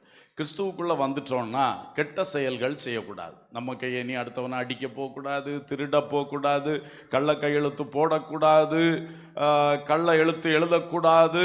எல்லாத்துலேயும் இந்த நம்ம எப்படி இருக்கணும், எல்லா கிரியைகளும் சுத்தமா இருக்கணும். அது கையிலிருந்து நல்ல கனிகள் வெளிப்படுது. நம்முடைய கிரியைகள், நம்முடைய கொடுக்கல் வாங்கலாகட்டும், பழக்க வழக்கமாகட்டும், போக்குவரத்தாகட்டும், பேச்சுவார்த்தையாகட்டும், எல்லாவற்றிலும் நல்லது வெளிப்பட்டு கொண்டே இருக்கணும். அது நற்கிரியைகளாகிய கனிகள். அல்லேலூயா. இன்னொன்று, ஏழைகளுக்கு உதவி செய்வதையும் நற்கிரியை என்று தான் சொல்லுவோம். அது ஒரு நல்ல செயல் தான், நல்ல செயல். ஈகை குணம், எல்லாருக்கும் கொடுக்கிறது, அதுவும் நற்கிரியை. ஸோ இந்த நற்கிரியைகளாகிய கனிகள் உங்களிடத்திலிருந்து என்ன செஞ்சுட்டே இருக்கணும், வெளிப்பட்டுட்டே இருக்கணும். அதை நம்ம பழக்கமாக மாற்றிடணும். நமக்கு சர்வசாதாரணமாக இந்த நற்கிரியைகளாகிய கனிகளையே நம்மிடத்திலிருந்து வெளிப்படக்கூடிய அளவுக்கு ஆகிவிட வேண்டும். அல்லேலூயா. அப்போ இந்த 4 கனிகளை நான் சொன்னேனே, இதிலே ஒரு கிறிஸ்தவனுடைய அந்த ஒரு ஃபுல் ஒரு ஐடியா அங்கே வருது. இயேசு அவரோடு ஒட்டப்பட்ட பிள்ளைகளை, அந்த செடியோடு ஒட்டப்பட்ட கொடிகளை எப்படிப்பட்டவர்களா இருக்கணும்னு விரும்புகிறார்னு இந்த கனிகள் விஷயத்திலே எல்லாம் கிளியரா வருது. அப்போ இப்படிப்பட்ட கனிகள் எல்லாம் கொடுக்கக்கூடிய கொடி தான் அவருக்கு வேணும். நான் உங்களை அதுக்காக தெரிந்து கொண்டேன், நீங்க போய் கனி கொடுக்கவும், உங்கள் கனி நிலைத்திருக்கும். சிலர் நினைப்பாரு, நான்லாம் ஆரம்பத்தில் அப்படிதான் இருந்தேன், இப்ப வர வர கெட்டு போயிட்டேன். அப்போ நீங்க சரியில்லை. அவரில் கனி கொடுக்காத கொடிகளை அவர் என்ன செய்திருவாராம், அறுத்து போடுவார்னு சொல்லி இருக்கு. ஐயோ, இந்த வார்த்தையே பயங்கரம். அது நம்ம ஒருத்தருக்கும் வந்துடக்கூடாது. அல்லேலூயா. அப்போ நம்ம அன்னைக்கு நான் நல்லா இருந்தேன், சாட்சியா இருந்தேன், கனி கொடுத்தேன், அப்படி பண்ணேன், இப்படி பண்ணேன், இப்போ இல்லைன்னா இந்த கன்வென்ஷன் உங்களுக்குத்தான். நீங்கள் மனம் திரும்புங்கள், மறுபடி உயிர்ப்பிக்கப்படுங்கள், கிறிஸ்துவுக்குள் எழும்புங்கள். அல்லேலூயா. அதை லேசானதா விட்டுறாதீங்க. அதுதான் பின்மாற்றம். பின்மாற்றம் ரொம்ப பயங்கரம், தோல்விக்குள் கொண்டு போகிறது. ஆகவே தேவ மக்களே, நீங்கள் அப்படிப்பட்ட காரியம் இருந்துச்சுன்னா, ஆரம்பத்தில் நான் நல்லா இருந்தேன், இப்போ வர வர கெட்டு போனேன்னா நீங்க பின்மாறி போயிட்டீங்க, ஆண்டவரை விட்டு விலகி போயிட்டீங்கன்னு அர்த்தம். இந்த கன்வென்ஷன்ல கர்த்தர் உங்களை உயிர்ப்பிக்க சித்தமா இருக்கிறார். அல்லேலூயா. நீங்க உள்ளத்தை தரங்க, நீங்க தாழ்மைப்படுங்க, ஆண்டவர்கிட்ட ஜெபம் பண்ணுங்க, கூட்டம் முடிஞ்சு வீட்டில் போய் கர்த்தரிடத்துல கெஞ்சுங்க, வேத புத்தகத்தை கையில் எடுத்து பழையபடி வாசிக்க ஆரம்பிங்க, ஆண்டவரை நோக்கி உட்கார்ந்து ஜெபிக்க ஆரம்பிங்க. நீங்க உட்கார ஆரம்பிச்சா போதும், கர்த்தர் ஜெபிக்க கிருபை தருவார். ஆமென். ஜெபம் என்பது என்ன? நல்லா உணர்ந்து ஜெபிக்கணும், ஆண்டவரோட பேசணும். இந்த அனுபவங்கள் வந்தால் மறுபடி உயிர்ப்பிக்கப்படுவீர்கள். ஹல்லேலூயா. இந்த கூட்டங்கள்ல பாடல் நடக்கும்போது, ஆராதனை பகுதி நடக்கும்போது நல்ல வாய் திறந்து நீங்களும் பாடுங்க, நீங்களும் நல்ல வாய் திறந்து கர்த்தர் நல்லவர் வல்லவர் சொல்லி ஆராதனை பண்ணுங்க. அப்போ உங்களுக்குள்ள விடுதலை ஆண்டவர் தருவார். ஹல்லேலூயா. இது உங்களுக்காக வைக்கப்பட்ட கன்வென்ஷன் அல்லவா? வாங்க, உங்க குடும்பத்தினரையும் கூட்டிட்டு வாங்க, நண்பர்களை அயலத்தாரையும் கூட்டிட்டு வாங்க, எல்லாருமாக வந்து இந்த நாட்களிலே கிறிஸ்துவுக்குள் உயிர்ப்பிக்கப்பட்டால் வாழ்க்கையே உங்களுக்கு சந்தோஷமா மாறும். ஹல்லேலூயா. உங்க வாழ்க்கை இயேசுவுக்கு சந்தோஷமா மாறும். ஆமென். 5வது ஒரு கனியை கூட நான் சேர்த்துக்கிட விரும்புகிறேன். அது என்ன கனின்னா, ஏற்ற கனிகள். மத்தேயு 21:43 சொல்லுகிறது, ஆகையால் தேவனுடைய ராஜ்யம் உங்களிடத்திலிருந்து நீக்கப்பட்டு அதற்கேற்ற கனிகளை தருகிற, தேவனுடைய ராஜ்யத்துக்கு ஏற்ற கனிகள், ஏற்ற கனிகள், ஏற்ற கனிகளை தருகிற ஜனங்களுக்கு கொடுக்கப்படும். இது ஒரு எச்சரிப்பின் வார்த்தை. பரிசேயரே, சதுசேயரே, நியாய சாஸ்திரிகளே, பிரதான ஆசாரியர்களே, மோசேயின் ஆசனத்தில் உட்கார்ந்திருக்கிறவர்களே, நீங்கள் எல்லாரும் மோசேயின் நியாயப்பிரமாணம், தேவாலயம், தேவன் என்று எல்லாம் பெருமை பாராட்டி கொண்டு தேவனுடைய ராஜ்யத்துக்கு ஏற்ற கனிகளை நீங்க கொடுக்கல, கொடுக்கிறவங்களையும் கொடுக்க விடல. அதான் இயேசு அவங்க மேல வச்ச குற்றச்சாட்டு. இப்போ உங்களிடத்திலிருந்து தேவராஜ்யம் நீக்கப்பட்டு தேவராஜ்யத்துக்கு ஏற்ற கனிகளை கொடுக்கிற பிறர் கையில் கொடுக்கப்படும். அதுதான் நாம் புறஜாதிகள். அல்லேலூயா. யூதர் கையிலிருந்து அது பிடுங்கப்பட்டது. யார் கையில கொடுக்கப்பட்டது? புறஜாதிகளாகிய நமக்கு கொடுக்கப்பட்டது. ஹல்லேலூயா. அப்ப இங்க இந்த வசனம் சொல்றது, ஏற்ற கனிகளை கொடுக்கணும் மக்கள், இல்லாட்டா அவங்கள விட்டு நீக்கிடுவார். இப்ப நமக்கு எச்சரிப்பா எடுத்துக்கொள்வோம். இந்த தலைமுறையில் நாம் கிறிஸ்துவுக்குள், இப்போ இது ஒரு ஸ்தாபனம், ஃபுல் காஸ்பல் பெண்டிகாஸ்டல் சர்ச், இதுக்குள்ள ஸ்தல சபைகள், நம்மளே பேசுவோம். இப்போ நம்ம இந்த தலைமுறையில ஒழுங்கா பிரசங்கித்து ஒழுங்கா சபையை நடத்தி அந்த ஏன்னா அவங்களுக்கு தானே எச்சரிப்பு, பரிசேயர் சதுசேயர் பிரதான ஆசாரியர் நடத்துறவங்க நீங்க சரியா நடத்தி இந்த கனிகளை சபைகளிலிருந்து ஆண்டவருக்கு எடுத்து கொடுத்து கொண்டே இருக்கணும். இந்த கனிகள் வந்துட்டே இருக்கணும். வரலன்னா உங்களை விட்டு தேவராஜ்யம் நீக்கப்பட்டு கனிகளை ஏற்ற கனிகளை கொடுக்கிற வேற ஆளுக்கு கையில கொடுக்கப்படும். அல்லேலூயா. எங்களுக்கும் உங்களுக்கும் சேர்த்து எச்சரிப்பு. இது ஊழியக்காரலாய் நாங்கள் எதுக்கு இருக்கிறோம்? இந்த கனிகள் நல்லா வரத்தக்கதாக இந்த சபையை நடத்தணுமே, அதுக்குள்ள போதனைகளை கொடுக்கணுமே, அதற்காக ஜெபிக்கணுமே, அதற்காக பரிசுத்தாவியினிடத்தில் காத்திருக்கணுமே, அவருடைய கிரியைகளுக்கு நாம இடம் கொடுக்கணுமே. நம்ம இடம் கொடுத்ததானேங்கிறது அது வெளிப்படும். இப்படியெல்லாம் நாங்கள் எங்களுக்கு எச்சரிப்பு. நீங்க கனிகளை சபையில உற்பத்தி ஆக்கிட்டே இருக்கணும். சும்மா வெறும் சபையா நடத்திட்டு இருக்க கூடாது, பாரம்பரிய சபை போல நடத்திட்டு இருக்க கூடாது, கனியற்ற சபையாக நடத்தி கொண்டிருக்க கூடாது. அப்படின்னா நான் தேவராஜ்யத்தின் காரியத்தை உங்க கையில இருந்து பிடுங்கி வேற ஆளு கையில கொடுத்துருவேன். ஆமென். அதே மாதிரிதான் உங்க ஒவ்வொருத்தருக்கும் எச்சரிப்பு. உங்க வாழ்க்கையில உங்களை ஆண்டவர் கிருபையா தெரிந்து கொண்டு உங்களுக்கு இந்த பாக்கியத்தை தந்திருக்கிறார். நீங்க வருஷங்கள் போயிட்டே இருக்கு, கனி கொடுக்க மாட்டேன்னு சொன்னா அப்புறம் என்ன பண்ணுவார்? இதை பிடுங்கி அன்னைக்கு சொன்னார்ல, அந்த அத்தி மரத்தை என்ன பண்ணிரு, வெட்டி போடு. எதுக்கு என் தோட்டத்துக்குள்ள உட்காந்து இது இடத்த அடைச்சிட்டு இருக்கு? வெட்டி போடு, வேற நடலாம். அந்த தோட்டக்காரர் பரிந்து பேசினால ஒரு வருஷம் கூட இருக்கட்டும். அப்ப இது நமக்கும் எச்சரிப்பு. தேவ மக்களே, ஆண்டவர் இதெல்லாம் நமக்கு தருகிறார், எல்லாம் தந்தோம். நாம கனிகளை கொடுக்கலன்னா ஏற்ற கனிகள் கொடுக்கணும். கொடுக்காவிட்டால் நம்ம விட்டு சான்ஸ் மாறி போக வாய்ப்புண்டு. அல்லேலூயா. ஸோ 5 காரியங்களை சொன்னேன். ஒன்று சொல்லுவோமா? மனம் திரும்புதலுக்கேற்ற கனிகள், நீதியின் கனிகள், ஆவியின் கனிகள், நற்கிரியைகளாகிய கனிகள், கடைசியில ஏற்ற தேவராஜ்யத்துக்கு ஏற்ற கனிகள். அல்லேலூயா, அல்லேலூயா. இந்த கனிகளை நாம் கொடுக்க வேண்டும் என்று கர்த்தர் விரும்புகிறார். நல்ல புது கனிகள் கொடுத்துட்டே இருக்கணும். ஒவ்வொரு தடவை வரும்பொழுதும் நமக்கே நம்ம குறித்து ஒரு பெரிய சந்தோஷம், ஆண்டவரை துதிக்கிற அனுபவம். ஆண்டவரே, இந்த வாரம் நான் புதுசா இதெல்லாம் ஆண்டவருக்காக ஜீவிக்க உதவி செய்கிறேன். அந்த இடத்துல எனக்கு எப்பவும் தோல்வி வரும். இந்த வாரத்தில் எனக்கு ஜெயம் வந்துருச்சு. என் வார்த்தையில் ஜெயம், என் கிரியையில் ஜெயம், என்னுடைய ஜெப வாழ்க்கையில் ஜெயம், நான் இதை செய்ய உதவி செய்கிறேன். இப்படி புது கனிகள் வந்துகிட்டே இருக்கணும். அல்லேலூயா. புது கனிகள் காணான் சிறப்பு, பாலும் தேனும் ஓடிடுமே. புது கனிகள் காணான் சிறப்பு, பாலும் தேனும் ஓடிடுமே. இந்த காணா கால் மீதித்து சொந்தம் அடைய முன் செல்லுவாய். இந்த காணா கால் மீதித்து சொந்தம் அடைய முன் செல்லுவாய். பயப்படாதே, கலங்கிடாதே, பாரில் இயேசு தெரிந்தவர்கள் சேர்ந்து பாடுவோம். Praise the Lord. பயப்படாதே, கலங்கிடாதே, பாரில் இயேசு காத்திடுவார். பரமகாரன் விரைந்து சேர்வாய், பரமனோடு வாழ்ந்திடுவாய். பரமகாரன் விரைந்து சேர்வாய், பரமனோடு வாழ்ந்திடுவாய். ஆமென். அல்லேலூயா, அல்லேலூயா. ஸ்தோத்திரம். மனசுல தங்கி இருக்குமா? கனிகள் கொடுப்போமா? அதான் ஆண்டவருடைய ஆசை. அல்லேலூயா. சும்மாயா அவர் பாடுபட்டு சிலுவையில் மரித்து உயிர்த்தார். இன்னைக்கு வரைக்கும் அவர் செடியாக நின்று நம்ம போஷித்துக்கிட்டே இருக்கிறார், நம்ம அழகா நடத்தி கொண்டே இருக்கிறார். அல்லேலூயா, ஸ்தோத்திரம். அடுத்ததாக இந்த யோவான் 15 நாம் பார்க்கும் பொழுது அங்கே 2வது வசனம் 3வது வசனம் பாருங்க. என்னில் கனி கொடாதிருக்கிற கொடி எதுவோ அதை அவர் அறுத்து போடுகிறார்.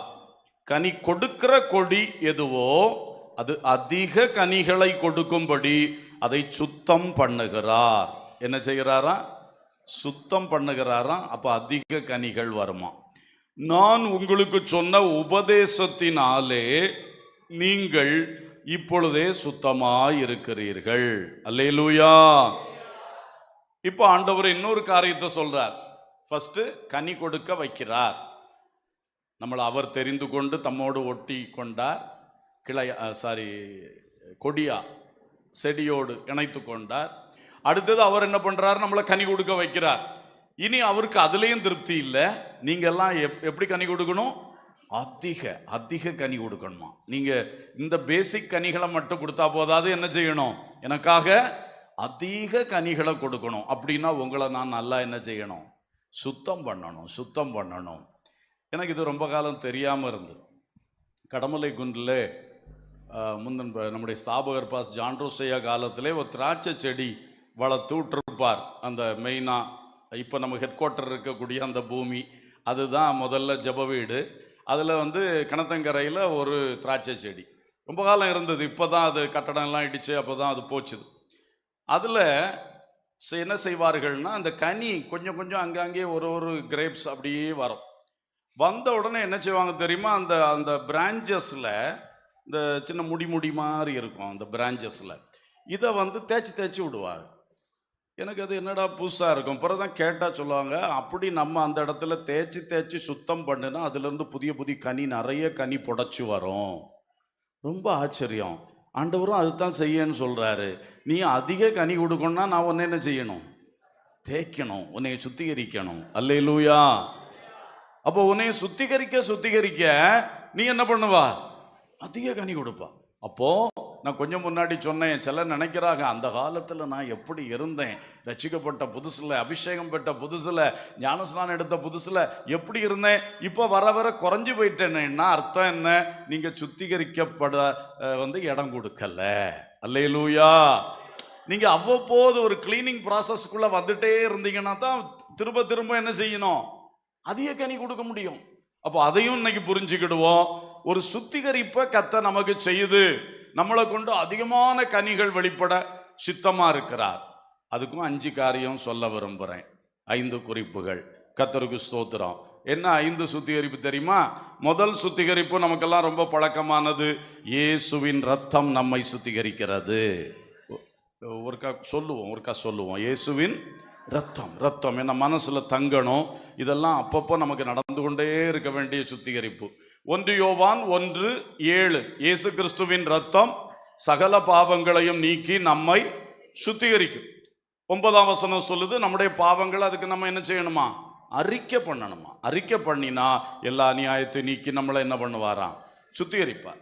அப்போ இந்த சுத்திகரிப்பு இரத்தத்தால் உண்டாகிற சுத்திகரிப்பு, அதை பெற்றுத்தான் நாம மனம் திரும்புதலுக்குள்ளே வந்திருக்கிறோம், ரட்சிக்கப்பட்டிருக்கிறோம். ஆனா இன்னும் கூட அது நடந்துகிட்டே தான் இருக்கணும். அல்லேலூயா. பாவம் வாழ்க்கையில ஒட்டக்கூடாது. அது வந்துருச்சுன்னா திரும்பவும் இயேசுட்டத்தான் வரணும். வேற மார்க்கமே கிடையாது. இயேசுட்டத்தான் வரணும். திரும்பவும் கெஞ்சணும், தாழ்த்தணும், அழணும், அறிக்கை பண்ணணும். அப்போ இயேசு மன்னிப்பார். அல்லேலூயா. திரும்பவும் நம்முடைய ஆத்மாவை என்ன பண்ணுவாரு? சுத்திகரிப்பார். அந்த பாவ கரையை நம்மை விட்டு மாற்றுவார். இந்த காரியம் தேவ மக்கள் அடிக்கடி செய்யணும். எங்கேயாவது பாவத்துக்கு இடம் கொடுத்துட்டு அதோட வாழ்க்கையை ஓட்ட ஆரம்பிச்சோம்னா ரொம்ப டேஞ்சர். அந்த பாவக்கரை இங்க இருக்கும், அடுத்து திரும்பியும் பல பாவங்க வந்துட்டு இருக்கும், உணர்வே இருக்காது. ஒரு பொய் சொல்லுக்கு தான் ரொம்ப பயப்படுவார்கள் ரட்சிக்கப்பட்ட புதுசுல. 1 சொல்லிட்டாங்கன்னா 2வது சொல்லு கொஞ்சம் கூட ஈஸியா இருக்கும், 3வது சொல்லு கொஞ்சம் கூட ஈஸியா இருக்கும். பின்ன தண்ணி பட்ட பாடு மாதிரி போய் என்ன செய்யும்? வரும். ஏன்னா அந்த உணர்வு போயிடும். இப்படித்தான் அநேகருக்கு ஃபெயிலியர் ஆகிறது.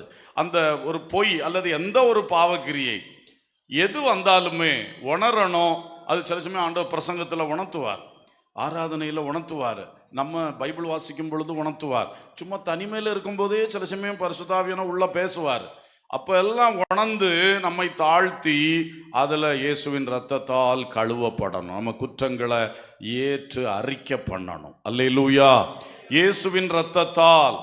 அடுத்து 2வது சுத்திகரிப்பு 1 கொரிந்தியர் 6:11 உங்களில் சிலர் இப்படிப்பட்டவர்களாய் இருந்தீர்கள், ஆயினும் கர்த்தராகிய இயேசுவின் நாமத்தினாலும் நமது தேவனுடைய ஆவியினாலும் கழுவப்பட்டீர்கள், பரிசுத்தமாக்கப்பட்டீர்கள், நீதிமான்கள் ஆக்கப்பட்டீர்கள்.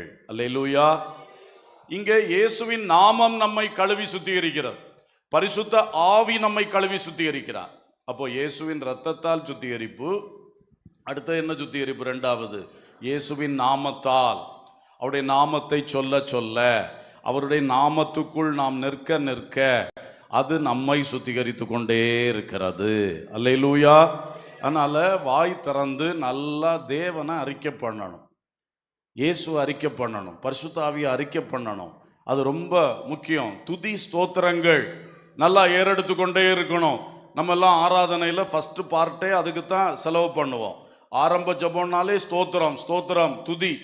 அப்புறம் வர்ஷிப் டைமும் அதிகமாக ஆண்டவர் அவருடைய நாமங்களை சொல்லி, அவருடைய கிரியைகளை சொல்லி, அவருடைய தன்மைகளை சொல்லி உயர்த்தி போற்றி துதித்து கொண்டே இருப்போம். பார்த்தீங்களா? இந்த இயேசுவின் நாமத்தை சொல்ல சொல்ல நமக்குள் ஒரு சுத்திகரிப்பு நடக்கும். அல்லேலூயா. இயேசுவின் நாமத்துக்குள் நிக்க நிக்க ஒரு சுத்திகரிப்பு. அல்லேலூயா. அடுத்தது பரிசுத்த ஆவியினால் சுத்திகரிப்பு. மூன்றாவது பரிசுத்த ஆவியினால். ஆவிக்குள் ஆகும்போது நமக்குள் ஒரு பெரிய உணர்வை தருகிறார். ஒரு ஸ்கேன் பண்ணது மாதிரி ஆவியானவர் உள்ள இருக்கிறத எடுத்து காட்டுறார். எல்லா சின்ன சின்ன தப்புகளை கூட எடுத்து காட்டுவார், உள்ளாக சுத்திகரிப்பார். ஹல்லேலூயா. சோ ஆவியில நிரம்பும் பொழுது வெறும் ஒரு உணர்ச்சி வசப்பட்டுட்டு போக கூடாது. இன்னைக்கு பெந்தெகோஸ்தே மார்க்கத்துக்கு வந்த ஒரு பெரிய தோல்வி அதான். ஆவியில நிரம்புறதுன்னா சும்மா உணர்ச்சின்னு நினைக்கிறாங்க. உணர்ச்சி அல்ல, ஆவியில் கிரியை உண்டாகணும். அல்லேலூயா. ஆவிக்குள் ஆகுதல்னா என்ன? என்னுடைய சிந்தை பரிசுத்த ஆவிக்குள் ஆகுதல், என்னுடைய உணர்ச்சி பரிசுத்த ஆவிக்குள் ஆகுதல், என்னுடைய சித்தம் அல்லது நான் தீர்மானம் எடுக்கிறேன்ல, இது வேணும் இது வேண்டாம், அது யாருக்குள்ள ஆகணும்? ஆவிக்குள்ள. இதுதான் உண்மையில் ஆவிக்குள் ஆகுதல். அல்லேலூயா. சிலர் ஒரு வெறும் உணர்ச்சியில கொஞ்சம் அப்படி டச் ஆன உடனே எல்லாம் ஆவிக்குள்ள ஆயிட்டேன்னு நினைக்கிறது. அப்படி இல்லை. முதல்ல சிந்தனை ஆவிக்குள்ள ஆச்சுதா, சிந்தனை ஆவியானவருக்குள்ள போச்சுதுன்னா ஆவியின் சிந்தை வெளிப்படும், பரலோக காரியங்கள் வரும், வசனத்தின் வெளிச்சங்கள் வரும், நடக்க வேண்டிய வழியை கரெக்டா காட்டுவார். ஹல்லேலூயா. நம்முடைய உணர்ச்சி ஆவியானவருக்கு உள்ள ஆச்சுன்னா அது கட்டுப்படும், கரெக்டா நிற்கும். கெட்டதை செய்யாம நல்லதை மட்டும் செய்கிறதுக்கு அது கரெக்டா கண்ட்ரோல் ஆகும். அதே மாதிரி நம்முடைய தீர்மானங்கள் ஆவிக்குள் ஆகும் பொழுது தீர்மானம் தப்பா போகாது. அல்லேலூயா. இதுதாங்க உண்மையில ஆவிக்குள் ஆகிறது. நம்ம ஆத்துமா அப்படியே ஆவியில நிரம்புது. இதுடைய ஒரு வெளிப்பாடு தான் சரீரத்துல கையை தட்டுறது, துள்ளுறது, குதிக்கிறது, சத்தம் போடுறதெல்லாம் இங்க உள்ள நடக்கக்கூடிய ஒரு ஆவிக்குள்ளாகிற செயலினுடைய ஒரு வெளிப்பாடு. ஆனா இன்னைக்கு நிறைய பேர் இந்த வெளிப்பாடு இல்லை அல்ல வெளியே வெளிப்படுது இல்லை, இதை மட்டும் ஒரு எக்ஸசைஸ் மாதிரி செஞ்சுட்டு உள்ளுக்கு ஒரு தொடுதலும் இல்லை, உள்ளுக்கு ஒரு மாற்றமும் வரல. இதுதான் தோல்வி. இதுதான் பெந்தெகோஸ்துல இருக்கக்கூடிய மக்கள், ஆவியில எல்லாம் நிரம்பக்கூடிய மக்கள் கடைசியில் வெளியே போனால் சாட்சி இல்லை. ஏன்? நம்ம ஆவிக்குள் ஆகிறோம்னா உண்மையில் ஆவிக்குள் ஆனோமா இல்லை சும்மா கொஞ்சம் கையை தட்டி அப்படி ஒரு சில பழக்கம் பழகிட்டோம். கையை தட்டணும், அப்படி முழங்காலில் இருந்துட்டு ஜம்ப் பண்ணணும், இல்லை இப்போ எலும்பி நின்று ஜம்ப் பண்ணணும். இப்போ போய் ஒரே ஆட்டமும் பாட்டமுமா போயிடுச்சு. அது வேற, சங்கடத்திலும் சங்கடம். கர்த்தருக்கு ஸ்தோத்திரம். அப்போ இந்த வெளி விஷயங்களுக்கு முக்கியத்துவம் அல்ல, உள்ளே ஆத்துமா ஆவிக்குள் ஆகணும். ஹல்லேலூயா. இது ரொம்ப முக்கியமான விஷயம். அப்பதான் ஆவியில சுத்திகரிப்பு வரும். ஆத்துமா ஆவியானவருக்கு இடம் கொடுத்துட்டா சிந்தனையில் இருக்கிறத அப்படி எடுத்து காட்டிட மாட்டாரா? உள்ள இருக்கிறத எடுத்து நம்ம காட்ட மாட்டாரா? காட்டுவார். தவறுகள் சரியாகும். ஹல்லேலூயா. சரி, நேரம் போனாலும் கொஞ்சம் வேகமா போவோம். அப்போ இயேசுவின் ரத்தம், இயேசுவின் நாமம், பரிசுத்த ஆவி. அடுத்தது பாருங்க, வசனம் நம்மை சுத்திகரிக்கிறது. எபேசியர் 5:26 படிக்கும் பொழுது சபையை தாம் அதைன்னா சபையை திருவசனத்தை கொண்டு தண்ணீர் முழுக்கினால் சுத்திகரித்து பரிசுத்தமாக்குகிறதற்கும் கரைதிரை முதலானவைகள் ஒன்றுமில்லாமல் பரிசுத்தமும் பிழையற்றதுமான மகிமையான சபையாய், மகிமையுள்ள சபையாய் அதை தமக்கு முன் நிறுத்தி கொள்ளுவதற்கும் தம்மை தாமே ஒப்பு கொடுத்தார். அல்லேலூயா, அல்லேலூயா, ஸ்தோத்திரம். வசனத்தை கொண்டு சுத்திகரிச்சுட்டே இருக்கிறார். இப்பவும் நான் பேசிட்டே இருக்கிறேன். வசனம் சும்மா உலக கதையா சொல்றோம், வசனத்தை தான் எடுத்து விளக்கம் சொல்றோம். அப்போ வசனம் வர வர உள்ளுக்கு ஒரு சுத்திகரிப்பு நடந்துட்டே இருக்கும். வசனத்தை அனுப்பி சபையை என்ன பண்ணிக்கிட்டு இருக்காராம்? சுத்திகரித்து பரிசுத்தமாக்கி மகிமையுள்ள சபையாய், தமக்கு முன்பாக நிறுத்தி கொள்ளுவதற்கு ஏற்ற சபையாய், கரைதிரை இல்லாத சபையாய் உருவாக்கி கொண்டிருக்கிறார். அப்போ வசனம் சுத்திகரிக்கும். நீங்க தனியா பைபிள் வாசிக்கும் பொழுதும் வசனம் சுத்திகரிக்கும். சின்ன 4 பேர் கூடி இருந்து அந்த வசனத்தை கொஞ்சம் டிஸ்கஸ் பண்ணி பாருங்க, அந்த வசனம் உங்களை சுத்திகரிக்கும். எப்ப வசனம் உள்ள வருதோ ஒரு கிளன்சிங், ஒரு சுத்திகரிப்பு வேலை அது செய்யாம இருக்கவே இருக்காது. அல்லேலூயா. ஸோ வசனம் நல்லா வாசிங்க, வசனத்தை பற்றி பேசுங்க. சபையில வந்தாலும் வசனத்தை நல்லா கேளுங்க, குறிப்புகள்லாம் எடுத்துக்கொள்ளுங்க, நல்ல வசனத்துக்கு முக்கியத்துவம் கொடுங்க. வசனம் நம்மை சுத்திகரிக்கும். இயேசுவின் ரத்தம், இயேசுவின் நாமம், பரிசுத்த ஆவி. 4வது என்னது? கர்த்தருடைய வசனம். 5வது இன்னொன்னு என்னன்னா, சிட்சையினால் சுத்திகரிக்கிறார். சிட்சை, சில இடத்துல நம்ம 2 தட்டு தட்டுவார், ஒரு அடி தருவார், அப்படியும் திருத்தி சுத்திகரிக்கிறார். எபிரேயர் 12:10 2ஆம் பகுதியை பாருங்க. இவரோ தம்முடைய பரிசுத்தத்துக்கு நாம் பங்குள்ளவர்கள் ஆகும் பொருட்டு நம்முடைய பிரயோஜனத்துக்காகவே நம்மை சிட்சிக்கிறார். அல்லேலூயா. உலக தகப்பன்மார் தங்களுக்கு நல்லது என்று தெரிஞ்சதுல நம்ம நடத்துறதுக்கு நம்ம சிட்சிக்கிறாங்க. ஆனால் இவரோ, தேவனோ, அவருடைய பரிசுத்தத்துக்கு நம்ம பங்காளி ஆகிறதுக்காக நம்மை பலவேளை என்ன பண்றாரு? சிட்சிக்கிறார். சிட்சித்து அது ஒரு சுத்திகரிப்பு, நம்ம திருத்துகிறார். இப்போ உங்க பக்கத்துல இருக்கிற ஆளு பெரிய தப்பு பண்ணுவார், ஆனா அவருக்கு ஒரு ஜலதோஷம் கூட வராது, நல்லா வாழுவார். நீங்க அதை விட மிக குறைஞ்ச ஒரு தப்பைத்தான் செய்விய, உடனே அடிச்சுடுவார் உங்களை. அப்போ உங்களுக்கு சில சமயம் ரொம்ப கோபம் வரும். அப்போ அவன் எல்லாம் செய்வான், அவனுக்கு ஒரு கேடும் வராதா? எனக்கு லேசா ஏதாச்சும் செய்ய முன்னாடி எனக்கு என்ன வருது? எல்லாம் வருது. இப்போ நீங்க அதை புரிஞ்சுக்கணும். அவன் அவருடைய பரிசுத்தத்துக்கு பங்காளி இல்லை, அவன் தெரிந்து கொள்ளப்படாதவன். அவன் என்னத்தையும் செய்யிட்டு போவான், கடைசியில் எங்கே போய் சேருவான்? அதுவும் தெரியாதா உங்களுக்கு? தெரிஞ்சுட்டு சொல்ல பயப்படுதிய. கர்த்தருக்கு ஸ்தோத்திரம். அவன் அங்கே போய் சேருவான் தண்டனை ஸ்தலத்தில். ஆனா நம்மளை அதுக்காக தெரிந்து கொள்ளல. நீங்கள் என்னை தெரிந்து கொள்ளவில்லை, நான் உங்களை. அதனால தான் லேசா வலது கால் ரூட்டு தப்பிச்சுன்னா வலது காலில் போட்டுடுறார், இடது கால் ரூட்டு தப்பிச்சுன்னா இடது காலில் போட்டுடுறார். அது நம்முடைய நன்மைக்காக, நம்முடைய பிரயோஜனத்துக்காகவே அவர் நம்ம என்ன செய்கிறார்? சிட்சிக்கிறார். அப்போ சிட்சித்த உடனே திரும்ப அவர்கிட்ட தான் வரணும். ஆண்டவரே எதுக்கு அடிச்சிங்கப்பா? திடீர்னு பிள்ளை இருக்கான் எனக்கு ஒரு நாள் எங்கள் அம்மா அப்படி பண்ணி போட்டாங்க. எங்கள் அம்மா வெளியே வாரான்னு சொன்ன உடனே சின்சியராக படிக்க ஆரம்பித்தேன். திடீர்னு முதுகில் பட்டுன்னு விழுது, என்னத்துக்குன்னே தெரியாது.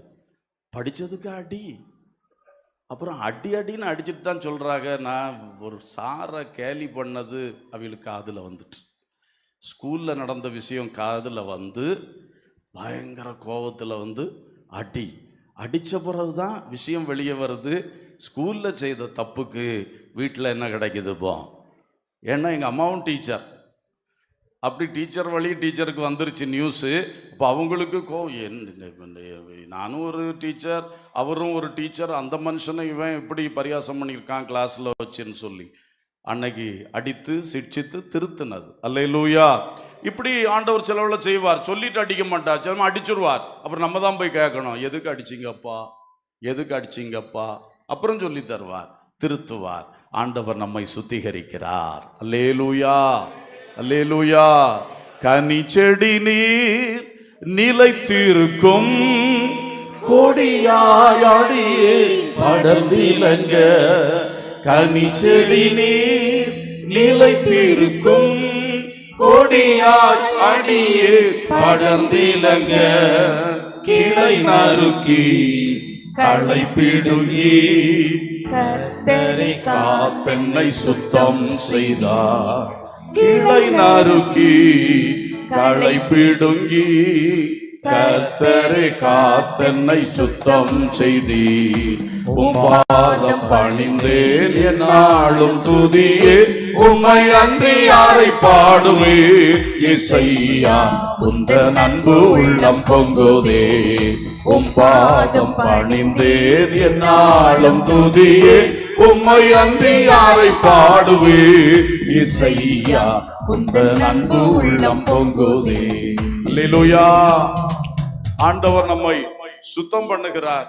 உன்னை கூட சொன்னேன்னா தான் செய்தி நிறைவேறும். 5 நிமிஷத்துல சொல்றேன்.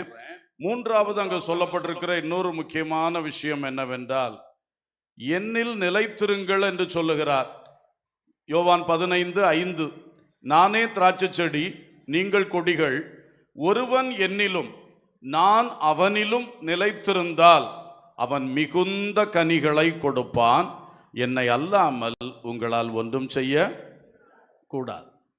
கனி கொடுக்க வைப்பேன்றாரு, அதிக கனிகளை கொடுக்க வைப்பேன், அதுக்கு சுத்திகரிப்பேன்றாரு. இனி மிகுந்த கனிகளை கொடுக்க வைப்பேன், அதுக்கு நான் உன்னில நிலைச்சிருக்கணும், நீ என்னில ஸ்ட்ராங்கா நிலைச்சிருக்கணும். கொஞ்ச நாள் நின்றுட்டு அசைஞ்சு மாறி போயிடக்கூடாது. நானும் உன்னில் நிலைத்து இருப்பேன், நீயும் என்னில் எப்படி இருக்கணும், நிலைத்து இருக்கணும். அப்படி நீ உறுதியா எந்த சூழ்நிலையிலும், உயர்வோ தாழ்வோ, புகழ்ச்சியோ இகழ்ச்சியோ, கஷ்டமோ நல்ல காலமோ, எல்லாத்துலயும் நீ இயேசுவில் நிலைத்திருக்கணும். இயேசுவும் உன்னில் நிலைத்திருப்பார். அப்போ நீ சாதா கனிகள் மட்டுமல்ல, அதிக கனிகள் மட்டுமல்ல, மிகுந்த கனிகளை கொடுப்பாய். அல்லேலூயா. அதுக்கு தான் இயேசு இந்த பூமியிலே மெய்யான திராட்சை செடியா நடப்பட்டிருக்கிறார். நம்ம ஒவ்வொருவரையும் அவரே தெரிந்து கொண்டு தம்மில் கொடிகளாக இணைத்து கொண்டு வருகிறார். அல்லேலூயா. இதுக்கும் 5 விஷயம் உண்டு. 5 வார்த்தையில சொல்லிட்டு ஜெபம் பண்ண போறோம். இதற்கு முதலாவது அவரில் நிலைத்திருக்கணும். இந்த வசனத்துல படிச்சோம், அவரில் நிலைத்திருக்கணும். நான் உன்னிலும் நீ என்னிலும். இயேசுவை விட்டு விலகக்கூடாது. எந்த சூழ்நிலையிலும் இயேசுவே இயேசுவேன்னு அவர் காலத்தான் பிடிக்கணும். அதுக்கு அங்கே மனுஷனை தேடி போகக்கூடாது. நம்ம இயேசு இயேசு இயேசுன்னே பிடிக்கும் போது தான் அது சரியான ஸ்ட்ராங்கான ரிலேஷன்ஷிப்பா மாறும். அல்லேலூயா. அது முக்கியம். அடுத்த 7ஆம் வசனத்துல சொல்லும் பொழுது, நீங்கள் என்னிலும் என் வார்த்தைகள் உங்களிலும் நிலைத்திருந்தால். என் வார்த்தையில் நிலைத்திருக்கணும். என் வார்த்தை உங்களில் என்ன செய்யணும், நிலைத்திருக்கணும். இயேசுவில் நிலைத்திருங்கள், மிகுந்த கனிகளை கொடுப்பீங்க. 2வது, இயேசுடைய வார்த்தையில் நிலைத்திருங்கள். அந்த வார்த்தை உங்களுக்குள்ளும் என்ன செய்யட்டும், நிலைத்திருக்கட்டும். படிச்ச வசனம்லாம் மறந்து போகக்கூடாது. அந்த வசனம் உள்ள இருக்கட்டும். நான் உமக்கு விரோதமாய் பாவம் செய்யாதபடி உமது வாக்கை என் இருதயத்தில் வைத்து வைத்தேன். 119:11 வைத்து வைத்தேன். ஸ்டோர் பண்ணி வச்சிருக்கேன், சேவ் பண்ணி வச்சிருக்கேன், அழிஞ்சு போகாது. வார்த்தையில நல்லா உறுதிப்படப்பட நீங்க மிகுந்த கனிகளை கொடுப்பீங்க. 3வது சொல்லுகிறாரு 9ஆம் வசனத்துல, பிதா என்னில் அன்பா இருக்கிறது போல நானும் உங்களில் அன்பா இருக்கிறேன், என்னுடைய அன்பிலே நிலைத்திருங்கள். எதுல நிலைத்திருக்கணும், அன்பிலே, இயேசுவிலே. 2வது வார்த்தையிலே. 3வது அன்பிலே நிலைத்திருங்கள். நல்ல அன்பாயிரு. பிதா என்னில் அன்பு கூர்ந்தார், நான் உன்னில் அன்பு கூர்ந்தேன், நீ என்னில் அன்பு கூறு. அன்பிலே இணைக்கப்பட்டிரு. ஹல்லேலூயா. இது அன்பின் மார்க்கம். ஆண்டவர் நம்மளை கொண்டு போய் சேர்க்கக்கூடிய ராஜ்யத்துக்கு பேர் அன்பின் ராஜ்யம். அவருக்கே பேர் அன்பின் குமாரன். அல்லேலூயா. அன்புதான் பிரதானம், அன்பே பிரதானம். அல்லேலூயா. அப்போ இந்த அன்புல நிலைத்திருக்கணும். ஒரு கட்டத்தில் அன்பு கூறுவது, அடுத்த கட்டத்தில் அன்பு கூறாம இருப்பது, அப்படி அல்ல. அன்பிலே நிலைத்திரு. தேவனுடைய அன்பு உனக்குள் நிலைத்திருக்கட்டும். அப்பொழுது நீ மிகுந்த கனிகளை கொடுப்பாய். 4வதாக 11ஆம் வசனம் 11, என்னுடைய சந்தோஷம் உங்களில் நிலைத்திருக்கும் படிக்கும், உங்கள் சந்தோஷம் நிறைவாயிருக்கும் படிக்கும் இவைகளை உங்களுக்கு சொன்னேன். அப்போ சந்தோஷத்தில் நிலைத்திருங்கள். கர்த்தருடைய சந்தோஷம். ஹாப்பியா இருங்க, ரிஜாய்ஸ் பண்ணிக்கிட்டு இரு, களிகூர்ந்து கொண்டிரு. அதான் ஆண்டவர் விரும்புறது. உன் ஆத்துமா கலங்க கூடாது, உன் ஆத்துமா சோர்ந்து போகக்கூடாது. நீ என்னை அறிந்த பிள்ளை, என்னோடு ஒட்டி இருக்கிற பிள்ளை, உனக்கு ஒன்றும் நேரிடாது, நான் விட மாட்டேன். உனக்கு முழு பொறுப்பு நான். செடிதான் பொறுப்பு. கொடி நீ ஏன் பயப்படுற? நான் அல்லவா உன்னை போஷிக்கிறது, நான் அல்லவா உன்னை காப்பாற்றுகிறது, நானே மெய்யான திராட்சை செடி. அப்போ நீ ஒன்றுக்கும் கவலைப்படக்கூடாது.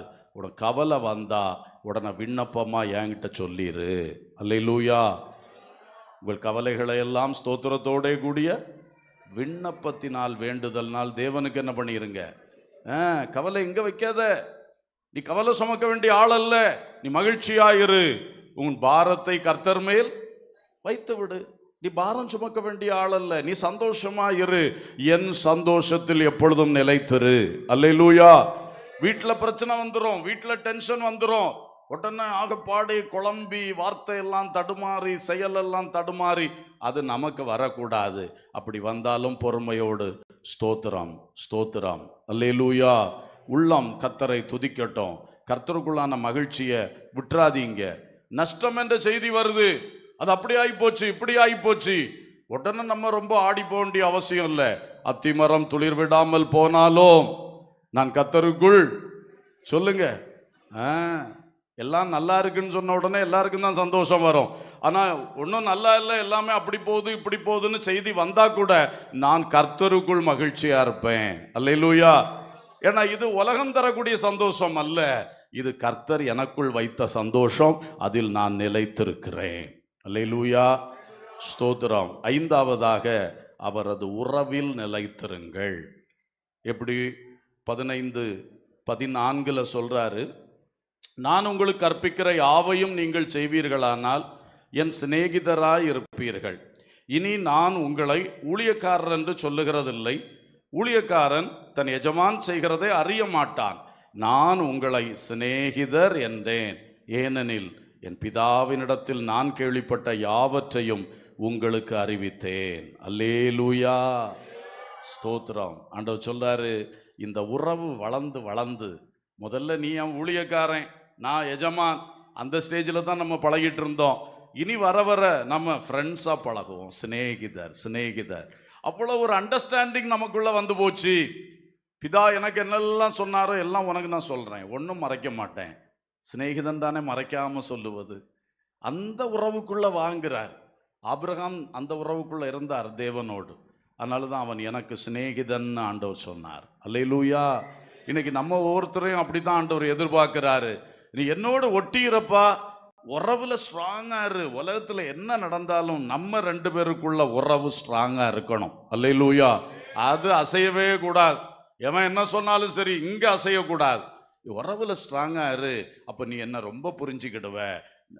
புரிஞ்சுக்கூட நம்ம நீ எஜமான் வேலைக்காரன் என்கிற ரேஞ்சில் இல்லாம ஃப்ரெண்ட்ஸ் என்கிற ரேஞ்சில் ஆயிடுவோம். அல்லேலூயா. என்ன அழகான தேவ திட்டம். அவருடைய உள்ளத்தின் ஆசை எப்படி இருக்கு, இன்னைக்கு நம்ம நிலவரம் எப்படி இருக்கு, இதை உணர்ந்து ஜெபம் பண்ணுவோம். கண்களை மூடுவோம். உண்மையா இருதயத்தை திறப்போம். கண்களை மூடுவோம், வாயையும் கூட திறப்போம். உண்மையில் ஒரு 5 நிமிஷம் கொஞ்சம் ஜெபம் பண்ணிவிட்டு எழும்பி போவோம். ஹல்லேலூயா. எல்லாரும் வாய் திறக்கணும். இருதயத்தை திறந்து இருதயத்தின் நிறைவினால் வாய் பேசணும். சும்மா உதட்டு வார்த்தை அல்ல, உள்ளத்திலிருந்து வரட்டுங்க. கொஞ்சம் பேசுங்க ஆண்டவரிடத்துல.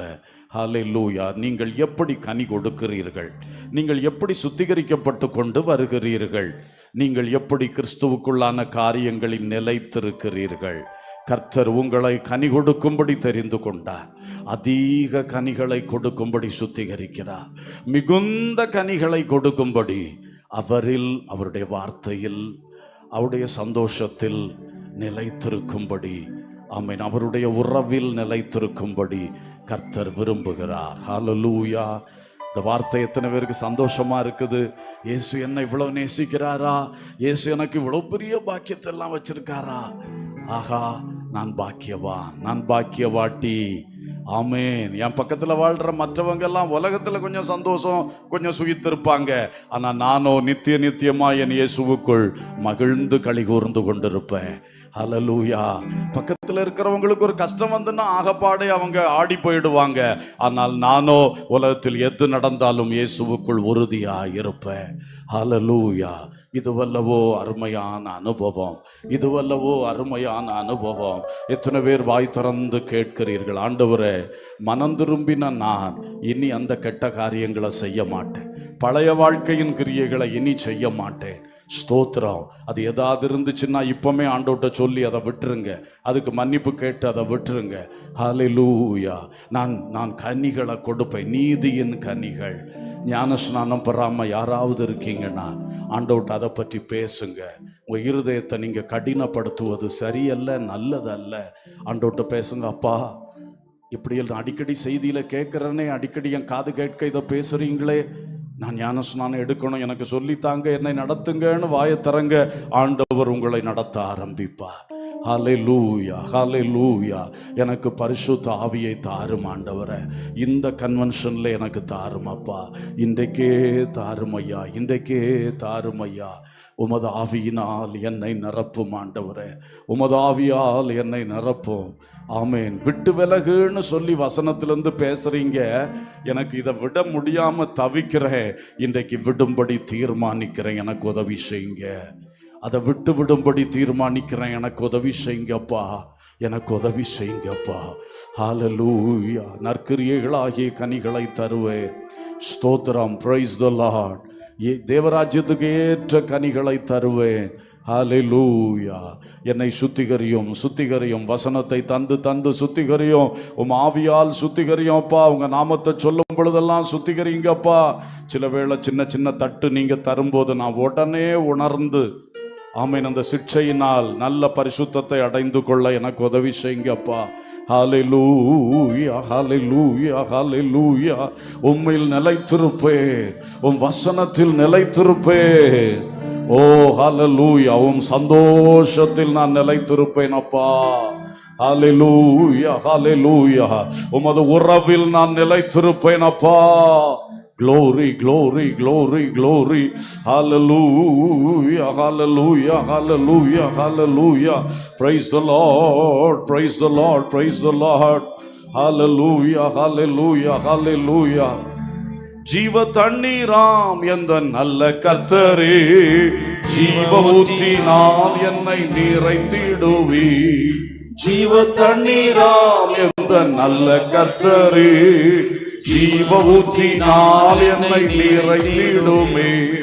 கனி தந்திட நான் செழித்தோங்கிட, கனி தந்திட நான் செழித்தோங்கிட, கர்த்தரின் கரத்தில் நித்தம் ஞானம் பெற்றிட, கர்த்தரின் கரத்தில் நித்தம் ஞானம் பெற்றிட. கனி தந்திட நான் செழித்தோங்கிட, கனி தந்திட நான் செழித்தோங்கிட, கர்த்தரின் கரத்தில் நித்தம் ஞானம் பெற்றிட, கர்த்தரின் கரத்தில் நித்தம் ஞானம் பெற்றிட. ஜீவ தண்ணீரே எந்தன் தேவ ஆவியே, ஜீவநதியால் என்னை நிறைத்திடுமே. ஜீவ தண்ணீராம் எந்த நல்ல கர்த்தரே, ஜீவ ஊற்றினால் என்னை நிறைத்திடுவே. கனி தந்திட நான் செழித்தோங்கிட, பரிசுத்த ஆவியாகிய ஜீவ தண்ணீரினால் எங்களை இப்பொழுது ஒரு விசை நிரப்போம். நாங்கள் ஒவ்வொருவரும் சித்தப்படி கனி தருவதற்காய், கனி தருவதற்காய், கனி தருவதற்காய். ஓ, அந்த அபிஷேகம் ஒரு விசை கூட எங்கள் உள்ளத்தில் கிரியை செய்யட்டும். பரிசுத்த ஆவியானவர் எல்லார் மேலும் உம்முடைய ஆளுகை ஒன்று வெளிப்படுத்தும். எங்கள் உள்ளத்துக்குள்ளும் அந்த ஊழியத்தை இப்பொழுது வெளிப்படுத்தும். Glory, hallelujah, hallelujah, hallelujah. உலபா கபதலா கபரபா சந்துனா மௌதலா சிபலபா இபலபா மௌதலா சந்துனமா. எங்களுக்குள் இருக்கிற கெட்டவைகள் இப்பொழுது சுட்டரிக்கப்பட்டு மாற்றப்பட்டு போகட்டும். எங்களுக்குள் கிறிஸ்துவின் ஒரு பலமான செய்கை வரட்டும்.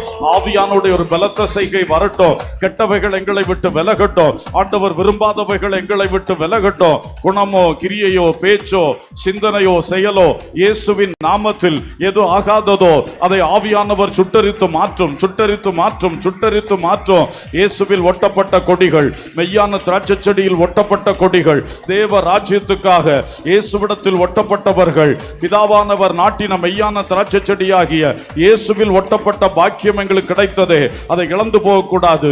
கனிகள் கொடுக்கணும், அதிகமான கனிகள் கொடுக்கணும், மிகுதியான கனிகள் கொடுக்கணும். உலபா கதுல பௌரியா லபா ஷபலபா லபா தீரபா ரிபி கமனபா துலகபரபா ஷீலபா துரியா உரிபிரி பிரிபி கபரபா ஷலபா துரபா.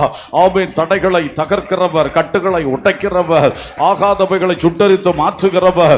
இந்த ராத்திரி வேளை ஆவியானவர் எல்லா உள்ளங்களுக்குள்ள ஒரு விசை ஒரு கிரியை செய்துவிடும். எனக்குள் ஒரு கிரியை செய்யும், எங்கள் ஒவ்வொருவருக்குள் ஒரு கிரியை செய்யும். நாங்க அதிக கனிகளை கொடுக்கணும், மிகுந்த கனிகளை கொடுக்கணும்.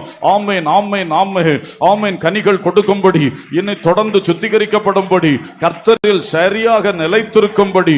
ஓ glory, glory, glory, glory, glory. Hallelujah, hallelujah, hallelujah, hallelujah. Ulabalabalaba, ribalaba, shabalabalaba, rikadala, radura, shantuna, dila, riya, labu, kabar, abau, shantana. ஆமென். பரிசுத்தாவியை பெற்றுக்கொள்ளாத பிள்ளைகள் யார் வாஞ்சையோடு கேட்டுக்கொண்டிருக்கிறார்களோ, இப்பொழுது உமது ஆவியினால் அவர்களை நிரப்பும், அந்நிய பாஷையின் வரத்தினால் அவர்களை நிரப்பும். உம் ஆவியை அவர்களுக்கு சம்பூரணமாய் கொடும். ஷிபலபலபலபரபு கபர பௌதரா சம்பலா துனகத்துரா உரி கபலபா ஷலபௌத ரபா சந்துனா. ஞானஸ்நானம் எடுக்கும்படி உள்ளம் திறந்த தேவ மக்களிடத்தில் இப்பொழுதே உம்முடைய கிரியை வெளிப்படட்டும். கரம் பிடித்து நடத்தும், சத்தியத்தின் வழி நடத்தும், நீதியின் பாதையில் நடத்தும், உம்மோடு உடன்படிக்கை செய்ய ஞானஸ்நானம் பெற வழி நடத்தும். glory, glory, glory. hallelujah, hallelujah, hallelujah.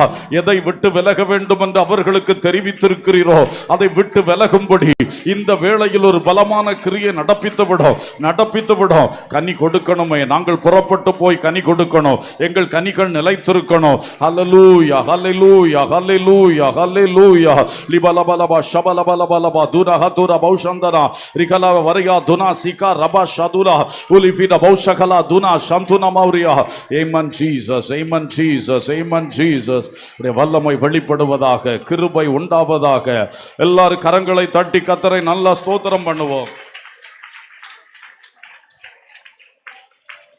Hallelujah, hallelujah, praise the Lord, hallelujah, ஸ்தோத்திரம், ஸ்தோத்திரம், ஸ்தோத்திரம், ஸ்தோத்திரம், ஸ்தோத்திரம். எல்லாரும் கண்களை மூடி நாம் ஜெபிப்போம். hallelujah, praise the Lord, hallelujah, ஸ்தோத்திரம். நல்ல பிதாவே, அன்பின் தேவனே, நன்றியோடு நாங்கள் உம்மை துதிக்கிறோம், ஸ்தோத்திரிக்கிற தகப்பனே, இந்த நெல்லை மாவட்டத்தின் அப்பா தகப்பனே, முதல் கன்வென்ஷனுக்காக ஜெபிக்கிறோம்.